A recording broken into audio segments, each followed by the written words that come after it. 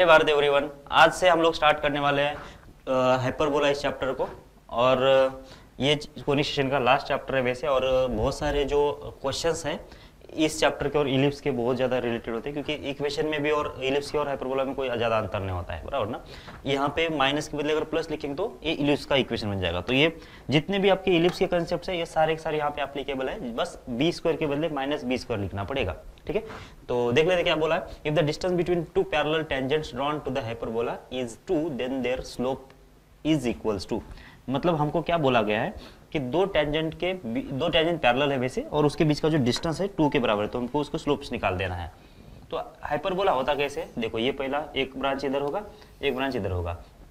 अब अगर मुझे दो टेंजेंट निकालना जो कि एक दूसरे को पैरेलल हो, तो शायद एक ऐसा बन सकता है, यहाँ पे ये एक टेंजेंट बने और एक इधर एक ऐसा टेंजेंट बन सकता है। ये दोनों अभी पैरेलल है और इन दोनों के बीच का जो डिस्टेंस है कितना है बोला है तुमको, ये बोला गया है 2 के बराबर है। तो तुमको इसका स्लोप निकाल देना है। अच्छा, क्या आपको मालूम है क्या कि equation of tangent in terms of slope क्या होगा इस हाइपरबोला के लिए। अगर तुम्हारा equation X square divide by A square होता है minus Y square divided by B square और इक्वल्स टू अगर 1 इस ये इक्वेशन अगर है तुम्हारा हाइपरबोला का इक्वेशन, तो तुम्हारा जो equation of tangent in terms of slope, अगर इस टेंजेंट का स्लोप अगर ये मान लेते तो कितना आएगा, ये y इक्वल्स टू होगा एम एक्स प्लस और माइनस अंडर रूट ऑफ कितना आना चाहिए, ए स्क्वायर एम स्क्वायर माइनस हो जाएगा बी स्क्वायर। ये होता है तुम्हारा equation of tangent in terms of slope, बराबर है क्या। अब यहाँ पे ये जो प्लस और माइनस दिख रहा है ना, क्योंकि एक स्लोप तो सेम ही है दोनों का, प्लस और माइनस का मतलब क्या होगा कि ये दो पैरेलल टेंजेंट बनेंगे, एक स्लोप के लिए एक टेंजेंट और दूसरे स्लोप के लिए दूसरा टेंजेंट बनेगा। और ये कैसे होंगे, दोनों स्लोप अगर दोनों टेंजेंट की स्लोप अगर सेम है मतलब पैरेलल होना चाहिए। तो इसका मतलब क्या होगा कि अगर समझो इसमें से जो प्लस वाला साइन ले लेता हूं, तो अगर उस टेंजेंट का इक्वेशन अगर ये है और माइनस वाले लेने के बाद अगर वो टेंजेंट अगर ये बन रहा है, तो इन दोनों के बीच का जो डिस्टेंस होना चाहिए कितना है, होना चाहिए 2 के बराबर दे दिया उसने, कितना है 2 के बराबर है। तो बस यहाँ से हम लोग क्या निकालेंगे, उनके बीच का डिस्टेंस कैसे निकालेंगे। तो दो टेंजेंट तुम्हारे पास कौन से है, ये होगा y इक्वल्स टू कितना होना चाहिए एम एक्स, और यहाँ पे लिखेंगे हम लोग plus under root of A square M square minus हो जाएगा बी स्क्वायर।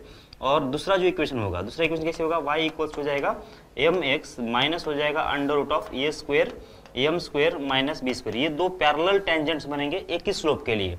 तो अब इन पैरेलल टेंजेंट के बीच का डिस्टेंस कैसे होता है, तो तुम देखो ये y को उधर भेज दो तो एम एक्स माइनस वाई ऐसा कुछ बन जाएगा ना। तो distance between parallel tangents parallel lines कितना हो जाता है वैसे, अगर मैं इसको p बोल दूं डिस्टेंस को, तो ये डिस्टेंस कैसे मिलेगा, c1 माइनस c2। c1 कैसे आएगा, root of A square M square minus हो जाएगा बी स्क्वायर, और इधर से कितना आ जाएगा, प्लस हो जाएगा रूट ऑफ कितना A square M square minus हो जाएगा बी। ये प्लस कैसे आया, c1 माइनस c2, यहाँ पे c2 जो है माइनस में था इसलिए माइनस माइनस प्लस हो जाएगा, और डिवाइड बाय कितना आना चाहिए, अंडर रूट ऑफ ए का स्क्वायर कितना होगा एम स्क्वायर, और बी का स्क्वायर मतलब हो जाएगा +1। ओके, तो बस ये डिस्टेंस तुमको p कितना दिया है, 2 के बराबर दे दिया है। तो सॉल्व कर लेते हैं इसको, कितना आ जाएगा 2 टाइम्स हो जाएगा under root of A square M square minus हो जाएगा बी स्क्वायर, और डिवाइड बाय कितना आना चाहिए, अंडर रूट ऑफ हो जाएगा ये एम स्क्वायर +1। ठीक है, तो स्क्वेयरिंग का ये 2 कैंसिल हो जाएगा, तो यहाँ से तुम्हारा आराम से अब क्या निकल जाएगा, एम की वैल्यू निकल जाएगी। तो इसको इधर लेके आओ, स्क्वेयरिंग कर दो, तो होगा ये एम स्क्वायर +1, और इस साइड से होगा कितना ए स्क्वायर एम स्क्वायर, और ये होगा माइनस बी स्क्वायर। तो ये स्क्वायर और ये बी स्क्वायर की वैल्यू कितना है, ये और बी की वैल्यू कितना है 9 और 49 है, तो ये रख देते हैं इसके अंदर। तो कितना आना चाहिए, एम स्क्वायर का एम स्क्वायर प्लस हो जाएगा 1 और इक्वल हो जाएगा 9 एम स्क्वायर, और इधर से कितना आ जाएगा 49। तो ये 9 M square minus M square कितना हो जाएगा 8 एम स्क्वायर, ये 49 इधर रखे, ये हो जाएगा 50, और इस साइड से कितना आ जाएगा 10 होगा एम स्क्वायर, शायद 10 होगा नहीं 8 होगा, क्योंकि ये माइनस हो जाएगा ना। तो 9 माइनस 8 मतलब 9 माइनस 1 मतलब हो जाएगा 8 एम स्क्वायर। तो तुमको एम स्क्वायर की वैल्यू मिल गई कितना 50/8 मतलब कितना 25/4। इसका मतलब एम की वैल्यू जो आएगी प्लस और माइनस 5/2 आना चाहिए, बराबर। तो 5/2 कहाँ पे, बस ये ऑप्शन हो जाएगा। समझ में आ रही बात आपको, देखो 5/2 आएगा, एम स्क्वायर की वैल्यू कितना आ जाएगी 25/4 आ गई, मतलब एम की वैल्यू कितना आ जाएगी 25/2 आ जाएगा, एम कितना होगा 5/2। ओके, तो ये कौन से कंसेप्ट के ऊपर डिपेंड था, इक्वेशन ऑफ टेंजेंट्स के ऊपर। टेंजेंट्स में क्या होता है कि एक स्लोप के लिए दो टेंजेंट मिल जाते हैं, एक इधर का होगा एक इधर का होगा, दोनों पैरेलल होते हैं, दोनों के बीच का अगर डिस्टेंस दे दिया, मतलब यहाँ पे जो प्लस वैल्यू है एक माइनस वैल्यू है, दोनों के बीच का जो डिस्टेंस है वो दे दिया था तुमको t, बराबर 2 दे दिया था। ओके, तो ऐसे क्वेश्चन को सॉल्व करना है तुमको। आगे बढ़ते हैं, length of transverse axis of the conjugate rectangular hyperbola X Y equals to 18। मतलब क्या है कि जो हाइपरबोला लिखा है एक्स वाई इक्वल्स टू 18, इसका जो ट्रांसवर्स एक्सिस है उसके बारे में उसका लेंथ निकालना है तुमको। चाहिए क्या है, पहले तो ये रेक्टेंगुलर हाइपरबोला क्या होता है वो देख लेते हैं। देखो ये तुमको मालूम है X square divided by A square minus Y square divided by B square और इक्वल्स टू 1। ये क्या है तुम्हारा, ये रेगुलर तुम्हारा हाइपरबोला है, बराबर ना, ये तुम्हारा हाइपरबोला होगा। अब इसके अंदर अगर मैंने ए की वैल्यू बी के बराबर रख दूं तो क्या बन जाएगा, ये बी स्क्वायर बनेगा, ये बी स्क्वायर बनेगा। तो तुम्हारा इक्वेशन कैसे बनेगा, X square minus Y square और इक्वल्स टू कितना हो जाएगा, ए स्क्वायर। ये होगा तुम्हारा क्या, इक्वेशन ऑफ हाइपरबोला ही होगा, लेकिन इसमें लेंथ ऑफ ट्रांसवर्स एक्सिस और लेंथ ऑफ कॉन्जुगेट एक्सिस के साथ दोनों के दोनों 2a के बराबर है। तो ऐसे वाले केस में क्या बोलेंगे हम इसको बोलते हैं हम लोग रेक्टेंगुलर हाइपरबोला, ये RHB। ठीक है, एक तो ये डेफिनेशन है। या फिर दूसरी डेफिनेशन ये है कि जब मैं इसका एसिम्प्टोट्स निकालूं, इनके एसिम्प्टोट्स निकालूं तो क्या आएगा, एसिम्प्टोट्स के बीच का जो एंगल आएगा, ये एसिम्प्टोट के बीच का जो एंगल आएगा वो कितना आना चाहिए, 90 डिग्री होना चाहिए। तो वहां से ये रेक्टेंगुलर वर्ड आ गया। ठीक है, तो ये एंगल कितना होगा, एसिम्प्टोट के बीच का जो एंगल होगा वो 90 डिग्री होगा। तो कौन सा भी डेफिनेशन ले लो, एक तो X square minus Y square equals to A square, या फिर लेंथ ऑफ मेजर एक्सिस और लेंथ ऑफ माइनर एक्सिस, या फिर length of transverse axis, length of conjugate axis, दोनों भी सेम होना चाहिए। ऐसा ही बोल दे तो भी काम चल जाएगा। और इस वाले केस में इसको RHB बोलते हैं। लेकिन ये जो इक्वेशन है और यहाँ पे जो रेक्टेंगुलर हाइपरबोला दे दिया है वो दोनों अलग अलग दिख रहे हैं। एक्स वाई इक्वल्स टू 18 लिख रहा है, यहाँ पे X square minus Y square equals to A square लिखा हुआ है। तो ये जो इक्वेशन है, अभी यहाँ पे अगर तुमको क्या बोला गया, लेंथ ऑफ मेजर एक्सिस अगर बोला गया तो यहाँ से तुमको आसानी से तुम बोल सकते हो कितना आ जाएगा, ये 2a होगा। और लेंथ ऑफ माइनर एक्सिस भी कितना हो जाएगा, वो भी उतना ही तो 2e होगा, क्योंकि इसमें ये और भी तो दोनों सेम ही है। तो इसका मतलब लेंथ ऑफ मेजर एक्सिस इतना होगा, या फिर लेंथ ऑफ ट्रांसवर्स एक्सिस जिसको हम बोलते हैं, उतना ही लेंथ ऑफ कॉन्जुगेट एक्सिस का हो जाता है। ठीक है, इसका मतलब तुम किसी का भी लेंथ ऑफ एक्सिस निकालना तो कॉन्जुगेट का निकालो, फिर ट्रांसवर्स का निकालो, दोनों का आंसर सेम ही आएगा। लेकिन बस बात ये है कि ये यहाँ पे इक्वेशन कुछ अलग लिखा हुआ है, यहाँ पे कुछ इक्वेशन अलग दिख रहा है। तो हम दोनों को एक बार क्या कर लेते हैं कि इसको इसमें कन्वर्ट करेंगे या फिर इसको इसमें कन्वर्ट करने की कोशिश कर लेते हैं। ठीक है, तो इसका मतलब क्या होगा, अगर ये जो हाइपरबोला है इसको अगर मैं रोटेट कर लेता हूँ, इसको अगर मैं रोटेट कर दूं, ठीक है, मतलब एक्सिस को अगर रोटेट कर लेता हूं कितने से, 45 डिग्री से, और कौन से, क्लॉकवाइज डायरेक्शन में से, तो क्या बन जाएगा, क्लॉकवाइज डायरेक्शन में मुझे क्या करना है, इसको रोटेट करना है। तो देख लो रोटेशन वाला तो आपको मालूम है क्या होता है, ये x और ये y यहाँ पे आएगा, और यहाँ पे x डैश और y डैश इधर आ जाता है। ठीक है, पहला जो कॉलम होता है क्या होता है, CS होता है, तो ये cos थीटा यहाँ पे आएगा, और ये sin थीटा यहाँ पे आएगा। CS मतलब cos थीटा और यस मतलब साइन थीटा, और यहाँ पे इसका डेरिवेटिव कितना आएगा, कॉस का आएगा माइनस साइन थीटा, और साइन का आ जाएगा कॉस थीटा। तो ये तुम्हारा कंप्लीट मैट्रिक्स है किसके लिए, रोटेशन के लिए। तुमको एंगल कितना दे दिया है, 45 डिग्री क्लॉकवाइज, मतलब थीटा कितना होना चाहिए, ये होगा -45 डिग्री, बराबर ना। -45 डिग्री किस लिए, क्योंकि क्लॉकवाइज है। क्लॉकवाइज एंगल हमेशा हम लोग कैसे काउंट करते हैं, नेगेटिव में काउंट करते हैं। तो देख लो ये कितना बनेगा, ये तो बनेगा 1/√2, क्योंकि थीटा की वैल्यू कितना रख देंगे, -π/4 रख देंगे तो भी ये पॉजिटिव में आएगा। ये लेकिन माइनस होगा, -1/√2 होगा। यहाँ पे इसकी साइन थीटा की वैल्यू कितना, -1/√2, और ये माइनस, तो कितना आ जाएगा, ये 1/√2 हो जाएगा, और ये भी हो जाएगा 1/√2। क्या किया मैंने, थीटा की वैल्यू -π/4 रख दिया, बराबर ना। तो तुमको x निकल जाएगा, मतलब x क्या, जो न्यू वेरिएबल है इन टर्म्स ऑफ, मतलब old variable in terms of new variable, कितना आ जाएगा, देखो ये हो जाएगा x डैश, मतलब इसका और इसका मल्टीप्लाई, और इसका मल्टीप्लाई, तो कितना आएगा, x डैश प्लस हो जाएगा y डैश, और दोनों के नीचे कितना था, √2 था, तो ये मैंने कॉमन ले लिया। फिर यहाँ पे y की वैल्यू कैसे आ जाएगी, देखो x डैश इंटू -1/√2 मतलब हो जाएगा -x, और यहाँ पे y डैश प्लस हो जाएगा 1/√2 मतलब हो जाएगा +y, और नीचे कितना आएगा, √2। तो अभी ये तुमको क्या मिल गया है, x sin y की वैल्यूज मिल गई, बराबर ना। x sin y की वैल्यू मतलब जिसको रोटेशन करवाना चाहते हो उस इक्वेशन में ये रख दो।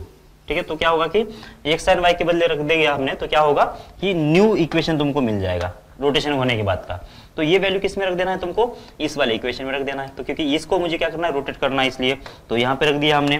तो कितना आ जाएगा, देखो ये x की वैल्यू रख दी यहाँ पे, तो x का स्क्वायर है, मतलब कितना आना चाहिए, x dash plus y dash, और ये होगा /√2, और होगा इसका स्क्वायर।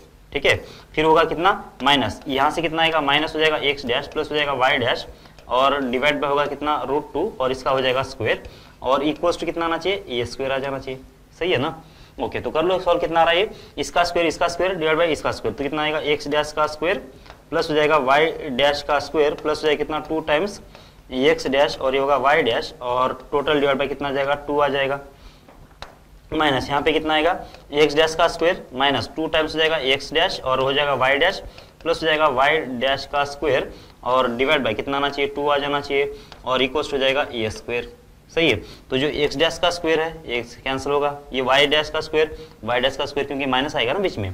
देख लो यहाँ पे 2 times of x dash y dash, यहाँ पे ये माइनस माइनस प्लस हो जाएगा ये, तो ये कितना आएगा 4 टाइम्स जाएगा x डैश y डैश, लेकिन नीचे कितना है 2 है और इक्वल टू कितना आ जाएगा a स्क्वायर। इसको सिंपलीफाई करने के बाद ये आ जाएगा, मतलब क्या होगा तुम्हारा x डैश और y डैश इक्वल टू कितना आना चाहिए a स्क्वायर डिवाइड बाय होगा 2। ये होगा तुम्हारा इक्वेशन किसका, हाइपरबोला का इक्वेशन है, जो कि ये इसी टाइप का है कि इसको रोटेट करने के बाद का ये इक्वेशन बन गया। सही है, ये स्क्वायर बाय 2। इसका मतलब क्या होगा कि यहाँ पे जो भी लिखा जाएगा ना, इधर जो भी लिखा जाएगा वो लिखा जाएगा एक्चुअली क्या, ये स्क्वायर बाय 2 की वैल्यू है ना, ए स्क्वायर बाय 2 की वैल्यू। तो यहाँ पे कितना देख लो, ये स्क्वायर बाय 2 की वैल्यू कितना है, ये तो 18 के बराबर है। इसका मतलब तुमने जब इसके साथ कंपेयर कर लिया एक्स वाई इक्वल्स टू ये स्क्वायर बाय 2 के साथ इसको जब कंपेयर कर लेते हैं तो क्या हो जाएगा, फिर यहाँ से एक वैल्यू निकल जाएगी, कितना होगा ये स्क्वायर बाय ये 2 कितना होना चाहिए, ये होगा 18। तो इसका मतलब ये स्क्वायर की वैल्यू कितना मिल गई, ये 2 को इधर लेके जाओ तो 36 हो जाएगा और ये की वैल्यू कितना आ जाएगी 6 आ जाएगी। तो ये की वैल्यू कितना आ गई 6 आ गई। तुमको क्या चाहिए, तुमको चाहिए इसका मेजर मतलब ट्रांसवर्स एक्सिस का लेंथ। तो लेंथ ऑफ ट्रांसवर्स एक्सिस कितना होता है, लेंथ ऑफ ट्रांस एक्सिस कितना होना चाहिए, ये हो जाएगा 2a के बराबर और ये की वैल्यू कितना है 6 के बराबर, तो कितना आएगा ये 12 के बराबर होगा। शायद मैंने कहीं पे यहाँ पे मेजर एक्सिस लिखा है ना, ये मेजर एक्सिस को इसमें क्या बोला जाता है, ट्रांसवर्स एक्सिस बोला जाता है, ट्रांसवर्स एक्सिस बोला जाता है और इसको बोला जाता है कॉन्जुगेट एक्सिस। ठीक है, तो इसमें ये कॉन्जुगेट एक्सिस मतलब माइनर एक्सिस ही हो ऐसे हो, लेकिन इसका नाम है कॉन्जुगेट एक्सिस और ट्रांसवर्स एक्सिस। सही है, तो 2 ये तो आंसर कितना आ गया 12 आएगा, तो ऑप्शन होगा बी। ओके ओके, एक तो अगर तुमको ये अगर मालूम है ये चीज, या फिर ये कुछ मालूम नहीं है और ये इक्वेशन के बीच में रिलेशन मालूम है समझो, ठीक है ना, मतलब ये एक्स वाई इक्वल्स टू कितना होता है ए स्क्वायर बाय 2 होता है, मतलब यहाँ पे जो क्वांटिटी लिखा जाता है वो ए स्क्वायर बाय 2 होता है। ये अगर आपको मालूम है तो डायरेक्ट मतलब इतना ही तुम्हारा प्रॉब्लम था। अगर ये मालूम नहीं है तो तुमको इतना करना पड़ेगा, पहले देखना पड़ेगा कितना है ये तो ये तरीका हो गया। अच्छा, ये तरीका अगर ज्यादा लगता है तो इसको साइड में कर दो। एक और मेथड हम लोग देख लेते हैं। देखो, इसका पहले हम लोग ग्राफ बना लेते हैं, कॉन्जुगेट ग्राफ, ये इसका हाइपरबोला का ग्राफ बना दो। कैसे ग्राफ बनेगा, ये होगा तुम्हारा y एक्सिस, ये होगा x एक्सिस। तुम्हारा जो ग्राफ आएगा इसका कुछ इस टाइप का, मतलब फर्स्ट क्वाड्रेंट में होगा और ये थर्ड क्वाड्रेंट में होगा। सही है क्या। अब तुम्हारा इसमें कॉन्जुगेट एक्सिस और ट्रांसवर्स एक्सिस कौन सा है, देखो ये होगा तुम्हारा ट्रांसवर्स एक्सिस और ये होगा तुम्हारा कॉन्जुगेट एक्सिस। तो तुमको निकालना क्या है, तुमको निकालना ये अगर वो है और इसको अगर तुम ये बोल रहे हो और इसका अगर तुमको ये डैश बोल रहे हो, तो तुमको निकालना क्या है, ये ए डैश का लेंथ निकालना है। तो ये और ए डैश का लेंथ निकालना है, मतलब क्या, ओरिजिन से लेकर तुमको इस वर्टेक्स तक का डिस्टेंस चाहिए और ओरिजिन से लेकर इस वाले वर्टेक्स तक का डिस्टेंस चाहिए। लेकिन अगर फैक्ट ये है कि अगर ये ओरिजिन इसका सेंटर है तो इधर से जितना डिस्टेंस होगा उतना इधर से इधर का डिस्टेंस होगा, मतलब तुमको क्या करना पड़ेगा, 2 times of O A distance निकाल देना है। तो यही तुम्हारा क्या होगा, ये ए डैश होगा, मतलब लेंथ ऑफ ट्रांसवर्स एक्सिस हो जाएगा। ठीक है, तो यहां तक तो कंप्लीट बराबर है। अब हम लोग क्या करना चाहते हैं कि हम लोग अब ये वाली मेथड लगाना नहीं चाहते और हम लोग लगाना चाहते हैं कौन सी मेथड, पोलर वाली मेथड, पोलर फॉर्म में जाना चाहते हैं। तो इसका तो तुमको इक्वेशन मालूम है, इस इक्वेशन कर्व का एक्स वाई इक्वल टू कितना हो गया 18 हो गया। ठीक है, अब तुम क्या कर सकते हो कि तुम इस पॉइंट, ये जो हाइपरबोला है उसके ऊपर का हर एक पॉइंट कैसे लिखोगे पोलर फॉर्म में, इसको लिखोगे तुम r इंटू कॉस थीटा और r इंटू साइन थीटा, मतलब इस प्लेन के अंदर जो भी पॉइंट है उसको तुम पोलर फॉर्म में कैसे लिख सकते हो, r cos थीटा और r sin थीटा बराबर। r क्या होता है, वो तो ओरिजिन से लेकर पॉइंट तक का डिस्टेंस होता है। थीटा क्या होना चाहिए कि एंगल बिटवीन वो जो वेक्टर होगा ओरिजिन से लेकर उस पॉइंट को कनेक्ट करने वाला और एक्स एक्सिस के बीच का एंगल होता है। ठीक है, तो अगर मैं इस पॉइंट को, इस किसी भी पॉइंट को अगर मैं क्या बोलता हूं कि ये पॉइंट इसको अगर कंसीडर कर लेता हूं, तो इस पॉइंट के लिए पर्टिकुलरली क्या होगा, देखो ये पर्टिकुलरली इस पॉइंट के लिए क्या होगा, तो ये होता है, ये इसको जब हमने कनेक्ट कर लिया यहां से यहां तक था, तो ये जो इसका जो डिस्टेंस होगा यहाँ पे, ये जो एंगल होगा वो कितना होगा, थीटा होगा, और ये जो डिस्टेंस होगा कितना आर होगा। तो तुमको क्या करना है कि थीटा और आर को ऐसे एडजस्ट करते जाना है कि ये मिनिमम डिस्टेंस बने, मतलब ओरिजिन से लेकर, क्योंकि होता क्या है कि जो मेजर एक्सिस जो होता है, मेजर ट्रांसवर्स एक्सिस का जो लेंथ होता है, देखो इसमें जब ओरिजिन से हम लोग जब पास करते हैं तो ओरिजिन से जब आगे जा रहे हैं हम लोग,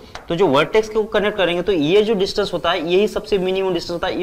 इस पॉइंट से लेकर इस कर्व के ऊपर का कोई भी अगर पॉइंट ले लेता हूं मैं, उसको अगर मैं कनेक्ट कर रहा हूं तो सबसे मिनिमम डिस्टेंस कौन सा आ जाता है, वर्टेक्स से लेकर सेंटर के बीच का डिस्टेंस आ जाता है। और वही हमको चाहिए ना, वही तो चाहिए, वही तो हमारा क्या होगा, लेंथ आधा ट्रांसवर्स एक्सिस का लेंथ होगा और उसका डबल कर देंगे, मतलब तुमको चाहिए ओ ए डिस्टेंस। समझ में आ रहा है कि मैं क्या बोल पा रहा हूं। ठीक है, चलो एक बार फिर से, ये P पॉइंट जो है इसके ऊपर है कहीं ना, मतलब P पॉइंट इसके ऊपर का कौन सा भी ले लिया। अब हमको क्या चाहिए, लेंथ ऑफ ट्रांसवर्स एक्सिस चाहिए। तो ट्रांसवर्स एक्सिस की प्रॉपर्टी क्या होगी, तो ट्रांसवर्स एक्सिस की प्रॉपर्टी ये होती है कि ये सेंटर से सबसे मिनिमम डिस्टेंस के ऊपर इसका वर्टेक्स होता है। तो इसका मतलब हम लोग क्या करेंगे, हम लोग अभी ये जो R मान रहे हैं ना, तो हम लोग इसके मिनिमम वैल्यू के लिए हम लोग कंडीशन बनाएंगे। तो मिनिमम वैल्यू के लिए कंडीशन बनाएंगे, जो मिनिमम वैल्यू होगी वही हमारा क्या होगा, इसका ये आधा ट्रांसवर्स एक्सिस का लेंथ होगा, इसका डबल कर देंगे, काम खत्म। सही है। तो इसका मतलब क्या करना पड़ेगा, तो ये P पॉइंट कहां पे होना चाहिए फिर एक्चुअली, अगर मिनिमम डिस्टेंस चाहिए तो ये वर्टेक्स के ऊपर होना चाहिए, बराबर ना। तो इसका मतलब इसके जो कोऑर्डिनेट्स है हम लोग इसमें रख के फिर कितना मिनिमम डिस्टेंस आ रहा है वो देख लेते हैं। तो कितना आ रहा है देख लो, इसमें ये होगा R इंटू होगा cos थीटा और ये होगा R इंटू साइन थीटा और इक्वल कितना आ जाएगा, ये 18 हो जाना चाहिए। ठीक है। तो यहाँ पे होगा R स्क्वायर और इक्वल कितना आ जाएगा, ये 18 और डिवाइड बाय कितना आ जाएगा, ये होगा cos थीटा और ये होगा साइन थीटा, बराबर है क्या। तो यहाँ पे तुमने क्या किया कि मल्टीप्लाई बाय 2 कर लिया, डिवाइड बाय 2 कर लिया। ऐसा क्यों करना पड़ा, क्योंकि नीचे जो है वो दोनों कंबाइन हो जाएंगे, ऊपर आएगा 36 और नीचे हो जाएगा साइन 2 थीटा, बराबर है क्या। ये किसकी वैल्यू है वैसे, ये है R स्क्वायर की वैल्यू। अब देख लेते हैं कि इसका जो मिनिमम वैल्यू है कितना आएगा, R स्क्वायर का मिनिमम वैल्यू कब आएगा, जब R स्क्वायर का मिनिमम वैल्यू अगर चाहिए मुझे, तो ये साइन थीटा जो है इसका जितना मैक्सिमम वैल्यू रख सकते हैं उतना रख दो डिनोमीटर में ना। तो डिनोमीटर में जितना ज्यादा वैल्यू रखेंगे उतना उसका कंबाइन आंसर कम आएगा। इसका मतलब साइन थीटा का, साइन 2 थीटा का मैक्सिमम वैल्यू कितना होता है, वो तो कितना होता है 1 होता है। तो तब जाके कितना आएगा, R स्क्वायर मैक्सिमम मिनिमम कितना आना चाहिए, ये आ जाएगा 36 के बराबर। ये कितना होना चाहिए, ये 1 होना चाहिए। तो इसका मतलब R मिनिमम तुमको कितना मिल गया, R मिनिमम मिल गया तुमको 6। तो तुमको लेंथ ऑफ ट्रांसवर्स एक्सिस मिल जाएगा क्या, बिल्कुल। इसका डबल करना पड़ेगा कि यही तो डिस्टेंस है, ये कितना डिस्टेंस हो गया, 6 हो गया। तुमको यहां से यहां तक का चाहिए तो इसका डबल करेंगे, तो आंसर कितना आ जाएगा 12। बस ये आंसर आ जाना चाहिए। तो ऑप्शन कौन सा होगा, बी होगा। अगर तुमको ये ज्यादा लग रहा है तो तुम ऐसे भी कर सकते हो। ठीक है, इसमें तो क्या 2-3 स्टेप में आंसर आ जाएगा तुम्हारा। समझ में आ रही बात आपको, आगे बढ़ते हैं। Equation of the transverse axis of the hyperbola. अब इक्वेशन चाहिए अपने को ट्रांसवर्स एक्सिस का। अच्छा, ये हमने कल भी इलिप्स वाले जब चल रहा था टॉपिक हमारा, तो उसमें भी हमने बोला था कि जो इसका जो इक्वेशन होता है कोनिक का, किसके टर्म में, फोकस एंड डायरेक्ट्रिक्स के फॉर्म में क्या होना चाहिए। देखो ये अगर फोकस तुम्हारा अल्फा कोमा बीटा है, ये अल्फा कोमा बीटा है, और डायरेक्ट्रिक्स का इक्वेशन कुछ इस टाइप का है, ये x प्लस बी वाई और प्लस सी और इक्वल 0। ये तुम्हारा डायरेक्ट्रिक्स है और ये तुम्हारा अल्फा कॉम बीटा है, ये फोकस है, और ये पॉइंट P जो है तुम्हारा कहाँ पे है, लोकस के ऊपर। तो ये जो SP डिस्टेंस होता है, SP ये जो डिस्टेंस होता है कितना होना चाहिए, E टाइम्स ऑफ PM के बराबर होना चाहिए। तो जाके इस पॉइंट P के लोकस को क्या बोलते हैं हम लोग, कोनिक सेक्शन बोलते हैं। मतलब वो डिपेंड करता है कि E के ऊपर कि ये पैराबोला बनता है या फिर इलिप्स बनता है या फिर हाइपरबोला बनता है। ठीक है। तो इसका मतलब तुम SP निकाल दो, कितना आ जाएगा। अगर इस पॉइंट को तुम जनरल क्या बोल रहे हो, x, y बोल रहे हो, तो ये जो है ये पॉइंट मालूम है, ये पॉइंट मालूम है, तुमको SP जो है आराम से निकल जाएगा। कितना होगा, x माइनस अल्फा, इसका होगा स्क्वायर, ठीक है, प्लस y माइनस हो जाएगा बीटा और इसका भी हो जाएगा स्क्वायर, और इक्वल टू E टाइम्स हो जाएगा कितना, PM कैसे निकालेंगे, तो ये पॉइंट जो स्ट्रेट लाइन में रखेंगे तो होगा ये AX प्लस हो जाएगा BY और होगा प्लस C और टोटल डिवाइड बाय कितना आना चाहिए, अंडर रूट ऑफ हो जाएगा A स्क्वायर प्लस हो जाएगा B स्क्वायर। ठीक है, ये हो जाएगा। तो AX plus BY plus C divide by होगा under root of A square plus B square, ये होगा तुम्हारा। अब ये E के ऊपर, मतलब यहाँ पे जो वैल्यू लिखा है ना, उसके ऊपर तुमको डिपेंड करेगा, इसके ऊपर डिपेंड करेगा कि ये कोनिक जो होगा क्या होगा। तो E की वैल्यू कितना होगी, अगर 1 हो जाती तो ये बन जाएगा पैराबोला, और अगर E की वैल्यू कितना होती है, 1 से कम होती है और 0 से ज्यादा होती है, क्योंकि E जो है वो डिग्री ऑफ फ्लैटनेस है, तो निगेटिव तो होने का चांस नहीं होता है। तो 0 से लेकर 1 के वाले केस में क्या बन जाएगा, ये बन जाएगा इलिप्स। और अगर ये E की वैल्यू कितना होती है, 1 से ज्यादा होती है और कहां तक, इन्फिनिटी के बीच में, तो क्या होगा, इस वाले केस में हाइपरबोला बनेगा। तो इसका मतलब तुमको यहाँ पे E डिसाइड करेगा कि ये तुम्हारा कौन सा कर्व है। ठीक है, एक तो ये बात। दूसरी बात, यहां से तुमको क्या मिलने वाला है, इधर से तुमको निकलने वाला है फोकस, बराबर ना। मतलब x माइनस अल्फा को 0 कर लिया तो x की वैल्यू कितना होगी, अल्फा होगी। y माइनस बीटा, मतलब बीटा जो है तुम्हारा y कोऑर्डिनेट है फोकस का। और यहाँ पे जो लिखा गया ये जो स्ट्रेट लाइन लिखा जाता है ax plus by plus c, ये होता है तुम्हारा डायरेक्ट्रिक्स। ये होना चाहिए तुम्हारे इस वाली केस, इसका ये जो कोनिक है उसका डायरेक्ट्रिक्स होना चाहिए। सही है क्या। अच्छा, एक बात और समझ लेते हैं। अगर तुमको ट्रांसवर्स एक्सिस का अगर इक्वेशन निकालना है, ट्रांसवर्स एक्सिस का अगर इक्वेशन निकालना, तो ट्रांसवर्स एक्सिस क्या होता है, फोकस से पास होने वाली लाइन जो कि डायरेक्ट्रिक्स को परपेंडिकुलर होती है। फोकस से पास होने वाली लाइन जो कि डायरेक्ट्रिक्स को परपेंडिकुलर है। ठीक है, तो वही क्या होती है, तुम्हारी ट्रांसवर्स एक्सिस होती है। यहां तक समझ में आता है क्या। ट्रांसवर्स एक्सिस होती है। तो तुमको पता चल रहा होगा साफ साफ कि जो स्ट्रेट लाइन इन्वॉल्व होती है वो तो डायरेक्ट्रिक्स होता है, और जो पॉइंट इन्वॉल्व होता है वो तो फोकस होता है। तो तुम यहाँ से अगर इसका तुमको इक्वेशन मालूम है तो इसके परपेंडिकुलर लाइन का स्लोप मालूम हो जाएगा, मतलब इसका स्लोप मालूम हो जाएगा, और ये तो फोकस से पास होने वाला है, तो अल्फा कॉम बीटा से पास होने वाली लाइन और इसके परपेंडिकुलर लाइन का इक्वेशन निकाल दो, वही हमारा क्या होगा, वही हमारा ट्रांसवर्स एक्सिस होता है। बराबर है क्या? तो बस यहाँ से वही काम कर लेते हैं। अगर तुम चाहते हो तो इसको इस फॉर्मेट में कन्वर्ट कर लो तो कितना आ जाएगा, ये x माइनस 3 इसका होगा स्क्वायर प्लस y प्लस होगा 1 और इसका भी होगा स्क्वायर और इक्वल टू कितना आ जाएगा, यहाँ पे 4x प्लस हो जाएगा कितना 3y। यहाँ पे मुझे स्क्वायर रूट चाहिए तो मैं दोनों तरफ स्क्वायर रूट ले लेता हूँ, तो यहाँ पे square and square root cancel हो जाएगा, और यहाँ पे कितना आएगा, नीचे चाहिए मुझे इसका स्क्वायर और इसका स्क्वायर, मतलब under root of A square plus B square चाहिए ना, ये होगा 4 स्क्वायर, ये होगा प्लस 3 स्क्वायर। तो ये वैसे ही एडजस्ट नहीं कर सकते हम लोग, तो इसको न्यूट्रलाइज करने के लिए मल्टीप्लाई बाय 5 करना पड़ेगा। तो आपको दिखाई दे रहा होगा कि ये SP equals to E times of PM, तो जो इसेंट्रिक ये जो हाइपरबोला है उसका इसेंट्रिसिटी कितना आ गया, 5 आ गया। यहाँ पे पूछा नहीं है, ऐसे हम लिख दिया, ठीक है। तो अब ये जो है ये क्या है तुम्हारा, ये होगा इसका डायरेक्ट्रिक्स, बराबर ना, और यहाँ पे फोकस कितना आ जाएगा 3 आएगा -1, ठीक है। तो इसका मतलब तुमको अगर इक्वेशन ऑफ ट्रांसवर्स एक्सिस चाहिए तो तुम्हारा जो डायरेक्ट्रिक्स है उसका स्लोप निकाल दो पहले। तो डायरेक्ट्रिक्स का जो स्लोप आएगा कितना आना चाहिए, ये आएगा -4/3, ये है तुम्हारा क्या, स्लोप ऑफ डायरेक्ट्रिक्स है, ठीक है। और अगर तुमको क्या चाहिए, स्लोप ऑफ अगर ट्रांसवर्स एक्सिस अगर चाहिए तो इसका मतलब क्या होना चाहिए, ये हो जाएगा इसका रेसिप्रोकल का माइनस, तो कितना आएगा, ये 3/4 होगा। तो तुमको ट्रांसवर्स एक्सिस का स्लोप मिल चुका है, पॉइंट फोकस से पास होने वाला है, तो तुमको आराम से इसका इक्वेशन निकालने आ जाएगा। तो इक्वेशन कैसे आएगा, y माइनस y1 कितना है +1 होगा, y मतलब -1 होगा, और यहाँ पे कितना आएगा 3/4 और ये हो जाएगा कितना x माइनस होगा 3, सही है। तो ये होगा कितना 4y प्लस हो जाएगा 4 और इक्वल कितना आ जाएगा 3x हो जाएगा और माइनस हो जाएगा 9, सही है। तो होगा 3x और ये होगा -4y और ये 9 को इधर लेके आओ तो कितना आएगा +13 हो जाएगा। तो ऐसा आ जाना चाहिए। तो 3x माइनस 4y इक्वल 13, ऐसा कोई ऑप्शन है क्या, देख लो 3x minus 4y equal to 13, तो ये सी ऑप्शन हो जाएगा। ओके, समझ में आ रही है आपको बात, ये कंसेप्ट है, लेकिन यहाँ पे ज़्यादातर बस ये फोकस इधर से मिलेगा और डायरेक्ट इधर से मिलेगा, यही यहाँ पे ज़्यादातर काम आया, ठीक है। आगे बढ़ते हैं, equation of the transverse and conjugate axis of A hyperbola respectively x + 2y - 3, मतलब इक्वेशन दे दिया अपने को ट्रांसवर्स एक्सिस और कॉन्जुगेट एक्सिस का, और उसके लेंथ भी दे दिया है, तो अपने को इक्वेशन बताना है। तो यहाँ पे कौन सा कंसेप्ट यूज होगा, देखो सबसे पहले तो तुमको ये इक्वेशन के बारे में मालूम करना पड़ेगा, x² डिवाइडेड बाई a² यहाँ पे है, माइनस हो जाएगा y² डिवाइडेड बाई b² और इक्वल टू 1 होता है। तो इसको मैं थोड़ा सा रफली अगर प्लॉट करूँ तो ये होगा तुम्हारा y एक्सिस और ये होगा तुम्हारा x एक्सिस। तो हाइपरबोला तुम्हारा कुछ इधर एक ब्रांच रहेगा और इधर एक ब्रांच रहेगा, ठीक है। अब ये जो होता है ये होता है तुम्हारा a डैश, और ये मतलब ये यहाँ से लेकर यहाँ तक का जो डिस्टेंस होगा कितना होगा, ये होगा 2a के बराबर, a डैश और ये कितना होता है 2a के बराबर होता है, और इसको हम लोग बोलते हैं लेंथ ऑफ ट्रांसवर्स एक्सिस, ऐसा बोला जाता है, ठीक है। तो ये होता है कितना 2a के बराबर, मतलब क्या होगा कि यहाँ से यहाँ तक का डिस्टेंस ये होगा, यहाँ से लेकर यहाँ तक का डिस्टेंस ये होगा।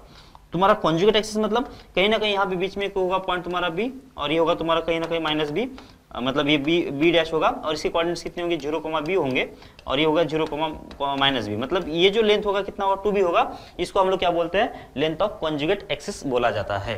ओके, हमको क्या करना है वैसे, अब हमको जो इक्वेशन है, मतलब क्या, अगर तुमको ये पॉइंट जो है ये x एंड y कहाँ पे होना चाहिए, हाइपरबोला के ऊपर होना चाहिए, तो ये पॉइंट तुम्हारा x, y है, बराबर ना। ओके, ये पॉइंट तुम्हारा x, y है, मतलब ये जो x एंड y जो है इस हाइपरबोला के ऊपर कहीं ना कहीं होगा, ठीक है।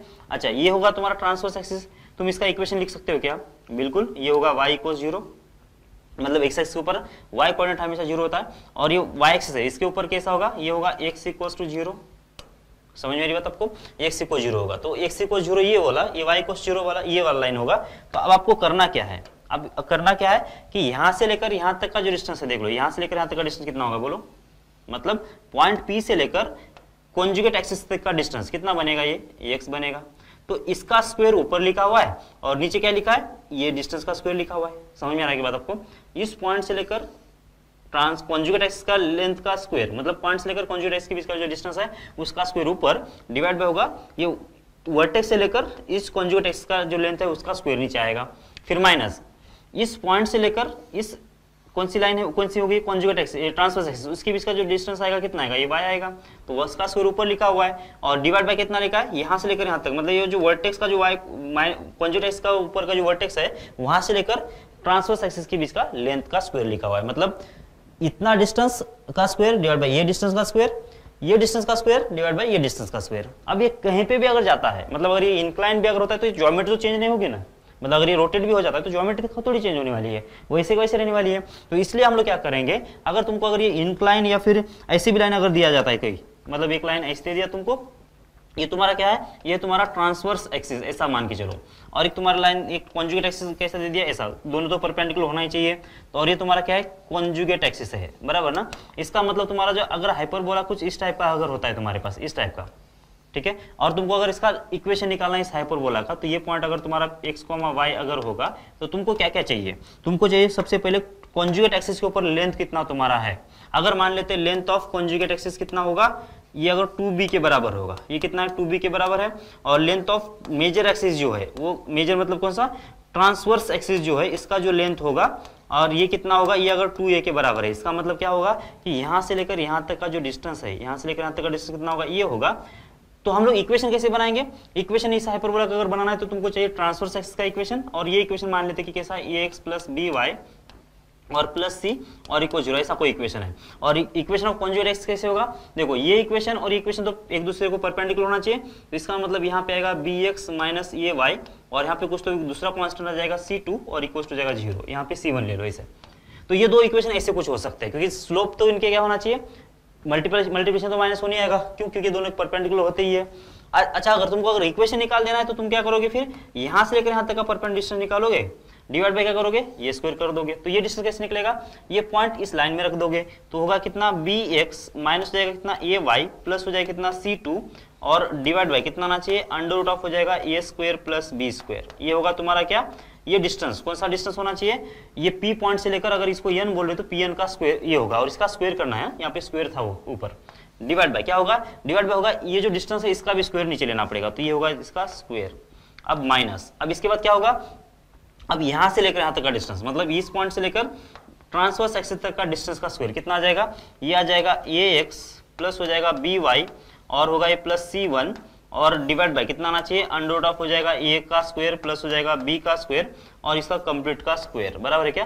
तो ये स्क्वायर डिवाइडेड बाय कितना आ जाएगा, तो ये डिस्टेंस का स्क्वायर डिवाइडेड बाय यहाँ पे जो माइनर एक्सिस होगा ना b, तो इतना डिस्टेंस का स्क्वायर होगा, और ये डिस्टेंस कितना होगा, ये होगा b के बराबर, तो यहाँ पे आएगा b स्क्वायर के बराबर, तो इक्वल हो जाएगा 1। तो ये होगा तुम्हारा इक्वेशन ऑफ हाइपरबोला, जिसके ट्रांसवर्स एक्सिस ये है, कॉन्जुगेट एक्सिस ये है, लेंथ ऑफ मेजर एक्सिस और लेंथ ऑफ माइनर एक्सिस, मतलब ट्रांसवर्स एक्सिस और कॉन्जुगेट एक्सिस का लेंथ अगर दिया जाता है तो, ठीक है। तो बस ये ऐसा यहाँ पे भी दिया है, फिर देखो ये तुम्हारा कौन सा है, ये है ट्रांसवर्स एक्सिस, ये कौन सा है तुम्हारा कॉन्जुगेट एक्सिस है।